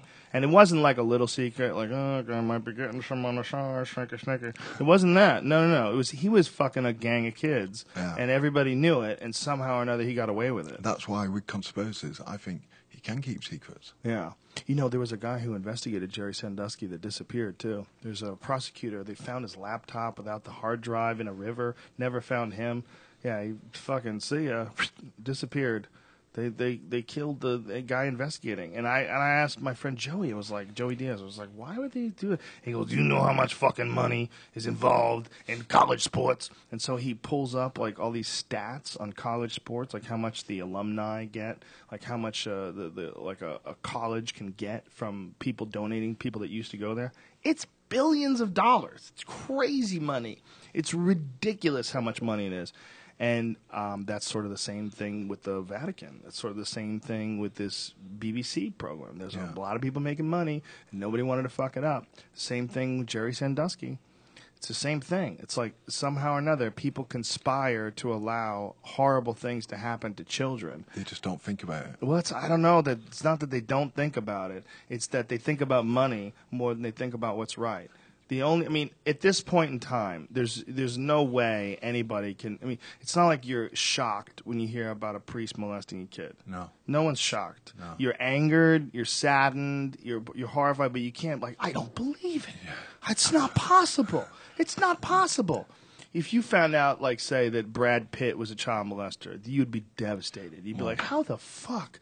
That doesn't make sense. That's nuts. But you hear about that a priest is doing it, you're like, that's the pattern. Yeah. That's the pattern. Yeah, they're the ones who do it. That's on the application form. It comes up a lot. I don't know if it's all of them. I'm sure it's not all of them, but man, it's a lot of them. I'm sure there's a good percentage of priests out there that are in it for the right reasons and doing the right things. But if there was that many Kinko's copy workers that fuck kids, wouldn't they shut down Kinko's as an illegal kid fucking organization? Wouldn't they go in and look at what's going on here and go, what are you guys doing? You making envelopes and kid fucking? Are you making cockies? What's happening here? One of them's got to go. Yeah, but at least Kinko's has a fucking business. They actually provide a service. These crazy fucks are telling mumbo jumbo and blowing little kids. Christopher Hitchens, he was fucking wicked, wasn't he? Yes, he was. He was fucking brilliant man. He got the Iraq war wrong, though, didn't he? Well, he became a bit of a neocon. I think a lot of older, more conservative guys, especially people that loathe radical fundamentalist religions, right. Which he did. Yes, yeah, he did. I think he felt like it was important to have that sort of a strong military stance against the tyranny of the religious world. I don't agree with that as well either. No. I think it's all. I mean, when you have that kind of power, it ultimately corrupts. And when you allow people to just go into countries and under the guise of doing that, you're gonna get a gang of corruption and chaos and craziness like they have in Iraq right now. I mean, Iraq right now is fucking bananas. I mean, it's more unstable than it's ever been before. What is Afghanistan like? That's fucking crazy too. The more you look into it, the more you see. But it's just, what do people want to know? Do people want to look? They're busy. They got 9 to 5s. They got feed the kids. Got no time for anything. No time, and it's all the way over there. Yeah, it's way over there. It's way over there. It's fucking miles away. James Thompson, we're not going over there. We don't have to worry about that. Just stay over here and get a burger. Kick back, relax. What's UFC's on.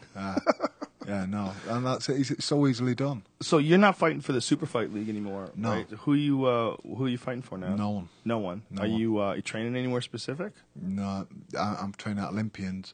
I'm Paddy Johns. I'm now training. Where's that at? What city is that in Bristol. In? Bristol. I was training at London Shoot Fighters, great team. Yeah. But I needed to get out of London with my gambling and right. things like that. So you know Marius? Marius. Oh yeah, I do. Yeah. He mentioned a few times. He's a great guy. Yeah. Tell him I said hi. Yeah, I will do. Great guys. Yeah, they are wicked. Yeah. Do you know when you tell the story about Germany? What story about Germany? Sorry, the Eddie Bravo story? Yeah. It's really weird because I listen to the podcast all the time. I'm a massive fan. And when I hear that story, I was at that fight with Moss. I was at that hotel with Moss. I seen you at breakfast, but you had loads of people. I didn't want to bother you, so I didn't say anything. And then on that night, I was coming home fucking really late, and I pressed the button for the elevator, and Eddie Bravo was there, and his eyes were so fucking red. Like that's all I could see was like redness, and he's like, and I got it. But it's just weird when you tell that story. You saw it. You saw a little tiny sliver of it. You know, you knew he was gone. Yeah. For folks who don't know the story, Eddie Bravo and I were staying in Germany once, and I was getting breakfast. It was like, I don't know, 7 in the morning or something like that. And our flight, we were getting picked up at like 8:30. So I call him up and I say, hey man, I'm getting some breakfast if you're hungry. I'm downstairs. And he goes, I'm still up, man. I'm going to power through. He was up all night. So I was like, okay, we're getting picked up in an hour and a half. I got it, man. I got it. I'm cool. So I'm like, all right, shit. So an hour and a half goes by. I'm like, where the fuck is Eddie? I can't find him. He's not answering the phone. I go to his room. I knock on his door. He's not in his room. I go outside. I'm like, motherfucker, where is he? And then I go, all right, then I'm just going to tell him he's going to have to take a cab to the airport when he wakes up because I got to go. I'm not going to miss my fucking flight if I can't get a hold of him. So I go to get my car. I say, yeah, a car for Rogan. He goes, Rogan already left. And I go, what? I go, what did he look like? He goes, long hair, tattoos. I'm like, motherfucker. Red eyes. So Eddie told him he was me and he got in my car and went to the airport on his own. He just did this all blacked out drunk. So I call him. His phone rings and he wakes up and he answers it. He's like, hello? I go, what the fuck are you doing? I don't know. And I go, you're in my fucking car and you're going to the airport. Tell him to turn around. I'm not in it. He's like, I think we're already here. I'm like, fuck, man. What are you doing? He woke up. He had no idea what he did. He asked the guy, he goes, where are we? Where are we going? The guy's like, you told me you're going to the airport. You're Joe Rogan. He was just Eddie Bravo could fucking party, man. He knows how to put him away. He knows how to let it go. I'll tell you that. He used to work for the UFC too, didn't he? Yeah, he did a bunch of different things for the UFC. One of the things he did was for a while, and I really think this was someone needs to do this, and Eddie's really good at it. Someone needs to do an objective breakdown, like Harold Letterman style, of how they felt the fight went down. I think it behooves the organization to have a professional ringside statistician or a ringside, judge, like an unofficial judge like Harold Letterman has in HBO. And Eddie Bravo did that for a while. But I think there was an issue with him and, like, his opinions wouldn't necessarily go with how the judges scored the fight, right. And I don't think the commission liked that. So I don't think the State Athletic Commission enjoyed having someone essentially who was a professional critic. So they wanted they didn't want that. And so, especially with a new sport, you have to make some concessions. So they decided not to have that anymore. But I personally think that it is it's good in two ways. It's not that I want people to get fired who are competent. I think people who are competent should stay. But people who are incompetent should be exposed. It should be highlighted. It should be highlighted. It's very important. And the idea that their job is more important, their silly, easy job that they're not really qualified for, is as important as a person like yourself that's put 6-8 weeks of your life, day in, day out, grind, watching your diet, doing the work, for this one moment that gets ruined because someone doesn't understand what the fuck they're doing. That's craziness. And one of the best ways to expose that is like how Harold Letterman does it. And Harold Letterman is, if there's a bad decision, he will tell you, I don't understand it. I had it down 94 points to Jones. There's no way he could have lost this fight. Well, that's healthy, like you say. That's what you need. You need it. Well, that's why they don't want it. So Eddie did that for a while. And then he also would do when you put together like a highlight package in the end of the round, like when a guy, like say a guy's going for a submission. Okay. Eddie would tell them, you got to get the camera over here, like where his wrist is. This is what's important. Yeah. And then he would say, he would like help them piece together the highlights. He would be in the truck. Oh, right. He was like in the truck and he was calling. And like sometimes he would tell me something too. Like he would like, hey, look out for his left arm. He's going for a triangle or something like that. Yeah, of course. And he would give me a pointer here and there. And point out certain things if he saw things. But he was basically there to coordinate the highlight reels and tell them where to put their camera on, which is very important. Yeah, you have to. Mark Delagrate does it now, and it's you need a guy who has been around fighting, who understands where there's a problem, and like he knows how to put together the highlight reel. Like he knows like it was the jab that started off. Watch the jab makes his knees buckle, and then he lands the leg kick, and then he comes with the high kick. So Mark will do that now. Yeah, no, that is. Didn't he work for Pride too, Eddie Bravo? Yeah, he did. He was one of the color commentators for Pride for a few events, and he also did King of the Cage. He did the color commentary for King of the Cage for a bunch of events. They were rough called as fuck, some, weren't yeah, rough as fuck. Did you ever see the King of the Cage one that they did? Wet. Wet and wild. That's what I was going to bring up. Yeah. It was raining out, and so they just said, "Fuck it, we're going to have the fights anyway." It was outside. Fuck. If you haven't seen it, it's worth getting if it's available. If you can find it somewhere, King of the Cage, Wet and Wild. It was fucking ridiculous. It was completely ridiculous. Yeah. Everyone was literally slipping. They were Wet and Wild. flying all over the place. And I mean, if you're a wrestler, good luck holding on to a guy who's like completely soaked. I mean, people were just slipping out of dudes' hands like bars of soap. Yeah, it was bad. It was coming down too. Yeah. It was fucking mental. Well, those are the days, man. You know, and you were part of the those are the days too with your Pride fights, man. I mean, you were part of some epic shit. You were part of Pride when it was like at its peak. What was that like, man? What was the atmosphere like of those events? It's like a culture shock. Like obviously in Japan, it's so different. Do you know what I mean? Just everything's so different. And I remember coming out to fight, and like we said earlier, I ain't been fighting long, and you know, coming up for a fucking helmet.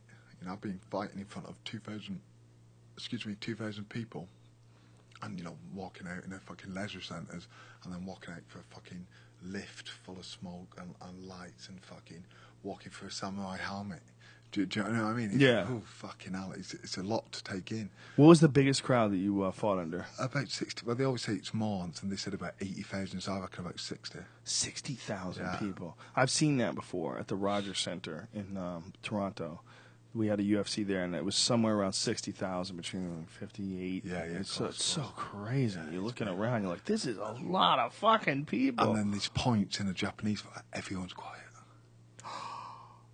Do you know what I mean? 60,000 quiet Everyone's people. quiet. And because I remember, and the lights went down because the other guy was getting it. I can't remember who it was coming in, and the lights went down, and I couldn't hear anything.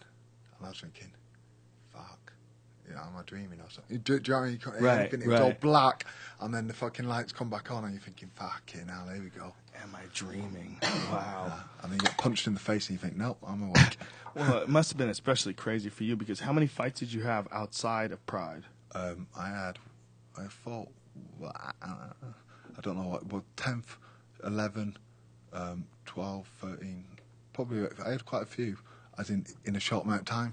I was just getting Like 10 or 11 you had? No, I had about 13 fights. Probably. 13 fights before Pride? Probably, give or take. That's a lot of fights to have over a year and a half period. Yeah, I was literally loving it. I moved next to the gym, and I was like, this is what I'm going to do. Wow. And just back and forth, going everywhere and just training my ass off. And you see the difference in my kind of physical, my fitness and that, like from my first fight to maybe my fourth fight. I look completely different. Yeah, I'm sure. Completely different. Cause, what is the getting drunk with Fedor story? It was, I can't remember what, he beat Mark Hunt, and I'd come home, and I was fucking pissed, and I seen Fedor in the hallway, in the reception, and when he turned to see me, sorry. When he turned round and saw me, I started swaying, like just fucking about, you know what I mean? And he was like, so then I went over to him, he started wrestling with me. So I started fucking about wrestling, and I thought, in a minute he's going to sambo me. And I was looking at the fucking cold marble, thinking, please don't fucking flip me now. And then he brought me down to have a drink with all these Russian, like Vladimir, whatever. Putin? No. This is in Pride. This is in Japan. Vladimir Center, like his fucking manager. Oh, yeah. Matyushenko. Yeah, I didn't pronounce it perfect. That was his manager? Yeah. Oh, Vadim Finkelstein. I think you're thinking of a different guy. Vladimir Matyushenko is a fighter. Oh, yeah. UFC fighter. The janitor. Yeah, you're right. Yeah, different I guy. get it mixed up. Yeah. I didn't pronounce that badly. Not only did I pronounce it terribly, I got the wrong fucking person. But doesn't Putin come to his fights too? Like, he's a huge superstar in Russia, right? Massive. I mean, people who know MMA, he's a massive superstar. Generally. Fedor and his peak, man, was one of my all-time favorites. Such One a of my nice guy. all-time favorites. It was just so special, like because he was so stoic, you know, like this, like just dead-faced killer. And if you go back and you watch like the highlight fights, like the Nogueira fights, Crow Cop, like when he was like really like at his very best, man, he was exceptional. Very, very fun to watch. He really and I mean he's so like that everyone's seen that a million times, that fucking Van Damme slam. And Incredible. And how he relaxes and then comes back, and then minutes later he's got a key lock. How did he survive that? Yeah, he just How did he survive completely that? so relaxed. His Yeah. body's so relaxed. But just to avoid injury, to get slammed like that and avoid injury is incredible. He just didn't want it anymore. He just lost. He lost. Well, it was also the competition is getting better, bigger guys. Well, I think you can only keep up that that RPMs, that certain sort of Yes. workload that he was at. You can only keep that up for a certain amount of time. There's issues with the body breaking down after combat sports of 10, 15 years. Unless you're Randy Couture, Yeah. who's just, I don't know how he did it, but whatever he did, he managed to avoid injury. The one thing that no one avoids. People who have competed in mixed martial arts, if you look at like issues like along the way, like guys who have broken hands, guys who have had this, guys who have had that, guys who have torn knees, guys who like needed neck operations, so many guys. Randy didn't need shit. No. One broken arm in a fight with Gonzaga. Gonzaga broke his arm with a kick. Got his arm, got his arm in a cast. Yeah. No big deal. Yeah. 6 weeks later, he's fucking hitting the speed bag. It's like, how'd that guy avoid injury? He's amazing. No. He's Intelligence, toughness, genetics. There's like a whole bunch of things like working his way, but it's really incredible. But for most guys, there's only a certain amount of time you can operate at a high level before you lose your drive for it. And, your politics and Yeah. and life gets in the way. he got super religious too, Right. didn't he? Fedor got really. It's actually not even Fedor. Do you know that's what we call it? It's Fyodor. Yeah. A Russian friend of mine from Jiu-Jitsu was explaining how you actually say his name. It's Fyodor. Yeah. Like Dostoevsky, It's like, that's like it, but we call him Fedor because it's like easier. Yeah. But Fedor, gotta be honest, Fyodor. Fedor sounds better. Fyodor's a little Sorry to break it to you. Russian. Falcor would Too be much best. with your crazy language. He was such a nice guy though. He was the guy at the top all the time. Always had time for everyone. He wasn't like an outlandish person, or he was very quiet. And do you know what I mean? But had time for everyone. Like, Wow. Do you know what I mean? You really, I really had a lot of time for him. He's an unusual dude. Like his demeanor was just so different than anybody that had ever been around before. That was one of the things that was kind of special about him. It's like we had been used to so many different things. We had used to certain boxers that had certain charisma about them, whether it's Muhammad Ali or Sugar Ray Leonard or Mike Tyson. They have this certain culted aura about them. He was different than all of them. He was like, here's this new thing from a guy who plays chess and doesn't get freaked out at anything and keeps his stoic and just beats your ass. Like here's this new look where a guy seems like he's kind of a robot or something. It's like, and he manages to smash like really tough guys. Managed to walk down Crow Cop. He beat Crow Cop not just on the ground. He beat him standing up. Yeah, he did. Yeah. His reaction's so fucking quick as well. So quick. He's an animal, and he fucking trained really smart. He trained really smart and really hard. But even then, like they started questioning his training methods and his after he went over to Affliction and fought those fights, and then the Strike Force shit. He just got smashed, man, over and over again. Just getting smashed by Henderson and getting smashed by Bigfoot. Watching those fights and watching those brutal beatdowns, you just got to go, man. Yeah, it's hard. Yeah. He's fucking hard. Especially the Bigfoot fight. Yeah, and especially for him when he's so used to winning. Yeah. It's just the way it Even is. Brett Rogers. Like, Brett Rogers put up a good fight. He It was put up a good it was a good, tough fight. And, Fedor eventually caught him and cracked him. But, man, you got to look at that fight and go, like, he's not supposed to struggle like that with Brett Rogers. Same with He's Mark not the Hunt. same guy anymore. He struggled with Mark Hunt after the story when I met him. He did struggle that time. He did a little bit. Mark Hunt had him on the ground and and had his arms locked up in a Kimura, but couldn't pull it off, couldn't do anything with it. But it was crazy how he was able to do it. Like he was able to get his arm even have it locked out. Yeah. Like that's so bold. Yeah. And then Verdum obviously not exposed, but exposed the fact. When I say exposed, the fact that he's human. I mean, everybody thought he was just an unstoppable robot, and all of a sudden Verdum exposed him as a human. Yeah, of course. He tapped him, and when I say exposed, I have great respect for Fedor. It's not when I say, and people give me shit from saying that, but that is absolutely not what I mean when I say he was exposed. What I mean was that we found out he was human. Because anybody Fabricio Verdum catches in his triangle is fucked. That guy's a master at the triangle. And that triangle armbar was nasty, and Fedor was stuck. He had to tap. Yes. Nothing wrong with that. But what we thought before was that could never happen. It seemed like he was a superhero. It seemed like he was like Mike Tyson when he lost to Buster Douglas. Nobody thought Tyson was going to lose. We thought Tyson was going to be around forever just destroying people.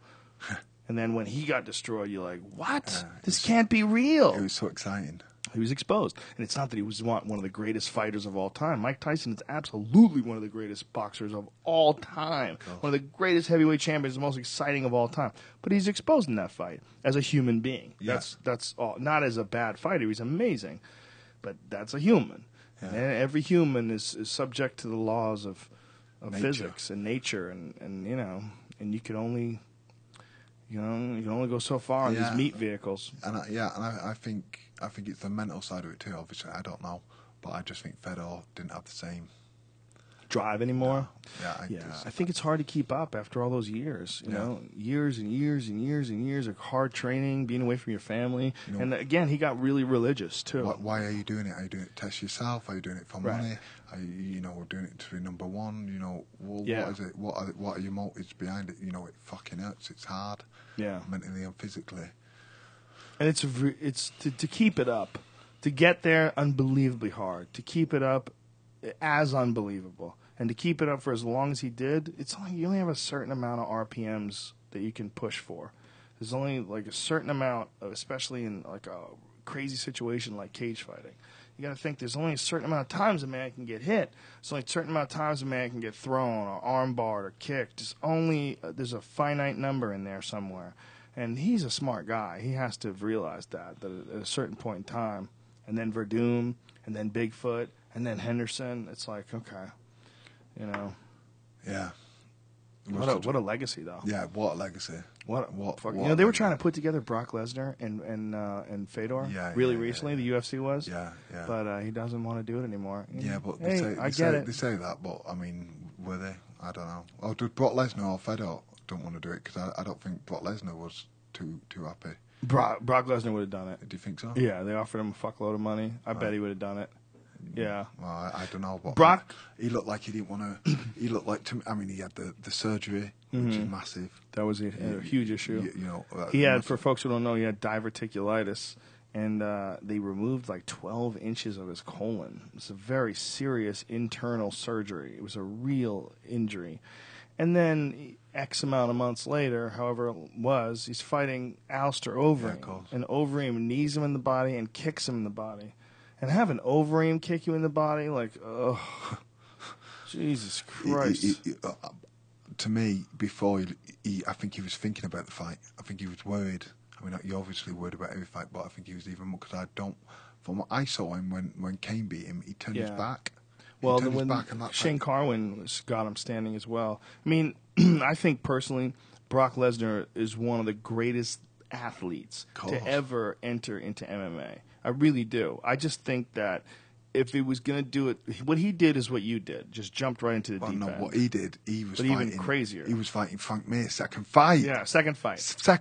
Frank Mir. He basically Pujanowski'd it, but he pulled it off. Yeah, but yes. He did the same, very even similar harder. path. Even harder. Much harder path, no doubt about it. Cain Velasquez, Shane Carwin, Frank Mir, no doubt. Randy Couture. I mean, his fucking career is Alistair Overeem. His career is filled with champions. And when you look at that Carwin fight, he's not like he can't take a punch. Fuck me, that Carwin landed that elbow, and I thought it was over. Do you know what I mean? And he came back to win.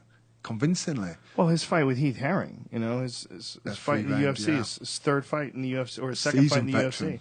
Seasoned veteran and a tough motherfucker. Heath Herring is tough as shit. And Brock Lesnar just ran him over. Yeah. This is a guy that was a super athlete, but he would have had to, in order to do it really, truly correctly, he would have had to build up slowly. He would have had to do it intelligently. He would have had to do it over quite a long period of time, and he should have fought the right amount of competition along the way. Instead, he went right to champions. He went right to the greatest fighters in the world today. He went to Cain Velasquez, Overeem, he was Shane Carwin. He was just right into these animals. Yeah. You know, whereas if he had gone for a few years in the lower organizations, building up, you know, trying to, you know, fight for some other companies, get a good record against some good fighters, and then put together like a real striking game. You know? Yeah, well, that was the thing, because he had power. Yeah. And he was explosive. Big fucking guy, do you know what I mean? But he did want. That's how he wanted to do it. He did it his way, and he's out. See ya. Exactly. You know, I'm fair play to him. Yeah. You know, fair play to him. But too bad though, because when it comes to like making money, like if you want to make money off a draw, you think Kimbo Slice is a draw? Brock Lesnar is a fucking draw. That's a guy that people want to see fight. I mean, he looks like the baddest motherfucker in the world. You know, you see him standing there, you're like, if you're gonna have a guy, you this big Viking-looking motherfucker, that would be the guy that you would want to have represent you. That tattoo though, the sword in his chest. Brock, what? You lost it, mate. You're laughing at mine. You're laughing at mine. Fucking hell. Would you laugh at Brock like that? Where he's fucking... I would have to break it to him slowly. I don't think I would laugh. I think at the very least I would... Ryan Keeley's working for that show, Tattoo Nightmares, where they take tattoos and then you go on the show and they fix it for you. And oh, it's like really? a reality show. And she contacted me. She's like, do you know any MMA fighters that want... have a tattoo they don't want to get fixed or anything like that. And I'm like, I have no idea. The only one I can think of is Brock. She goes, I must contact Brock. And so now she's like contacting Brock. I'm like, no, leave him alone. Don't even say anything. Oh, no. Who the fuck is Redban? Brock smash! Oh, you don't want that at all. Why did you say Brock? Has he ever... No, because it's the only one that came to mind that, like, when you see that one tattoo, it kind of looks like a statue You think he should change it? Does he think he should change it? No, I don't think he does. That's what I told her. I was like, I think that's the only one I could think of. It's like Little Mermaid before they edited the cover. Yeah, I don't think he would appreciate you saying that his tattoo sucks. No, I'm not saying it sucks. It looks like a cock at all, Joe. I didn't say that. No, you did say that. I didn't say that. That's what's important. Did I didn't not. say it either. Neither one of us did say it looks like a cock. No. Yeah, well, I think like he was at a point in his life. I think his description of it, like he felt like he had a knife to his throat, so he just fucking tattooed one on his body. It's whatever. I can't. Like say I've got fucking dates crossed out my fucking arm.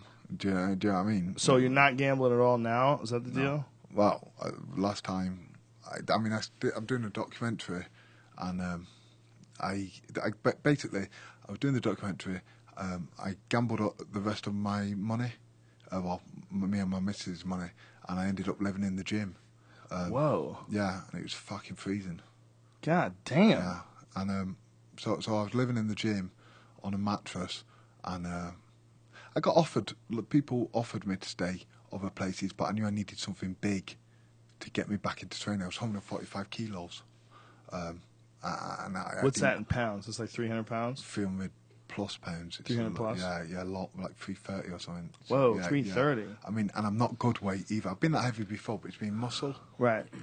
Or mostly muscle. This was fat, like unadulterated, pure fat. I was in the gym, living on living on a mattress, and then I had the documentary. Si was going to be starting that, and I thought, oh, okay, we'll film it in here. So I started doing it, and I started getting good footage and getting more confident. And then, the only thing good I started was with my blog. The only good thing I started when I gambled was my blog, and started doing that and getting it out there, and it's gone really well. Yeah, you started this sort of social media campaign around the same time. Is that what it was? Social media campaign? Yeah, well, the videos, the blogs, oh, right, yeah. But basically, I got confidence in my writing. I think I'm a good writer. I get extra credit because I look the way I do, and I'm an MMA fighter, so they think, oh, we'll have a go, and then, we can string a sentence together. And I'll take that extra credit. Yeah, no, it's fun writing. You have fun with it, and yeah, it's cool. Colossal Concerns, it's called, right? Yeah, Colossus Concerns. I've got my website. Colossus Concerns, and where can they get it? What is the actual website? I've got a website. It's the Colossal Collective. colossal.com. So it's colossal concerns, not Colossus concerns. Oh yeah, I always get that wrong. My missus goes mad Get at it me right. every fucking time. I get it wrong constantly on every fucking video I've done. Well, everything. We got it right. Hang on. So what did I say? colossalcollective.com. That's where my Is that it blogs, is? my podcast. Okay. No, that's my blog. Colossal It's all in one Collective. place. Colossal Collective. Yeah, because this website I'm looking at right now is colossalconcerns.com. it's colossal collective. Okay, And then so Colossal everything. Collective has everything? Dude, you're like a collective. You Mate, are a collective. well, that's You're what a that's what living good. collective. That's what it's all about. Yeah, I guess, right? Yeah. It is about No, it marketing is. yourself, right? No, definitely. And, Did you feel like in Japan they had a different attitude towards people winning and losing than course. anywhere else in the world? massively because it's Big part of their difference, culture. right? Yeah. It's a samurai and it's fighting spirit. Like my first fight's a fucking joke. Running across the ring at a guy, knock him over and he kicks my ass. It's a fucking joke. But what did they appreciate? They appreciated that I fucking gave it everything and it was something different. Right. And in America, I'm a joke. Okay. But they gave me another chance, the Japanese, and I won my next couple of fights, and that gave me a chance to keep going, which I Right. appreciate. Well, it's fascinating that you've seen both ends of the spectrum. You've seen the Japanese way of doing things, Yes. where you respect the people who Yeah. show warrior spirit and try, Yeah. and then you've seen America. You got to get you to the hospital. We got to get you to the hospital. Yeah. James Thompson has gone to the hospital. Apparently, he's almost dead. Kimbo almost beat him to death. And he's wearing Megan's.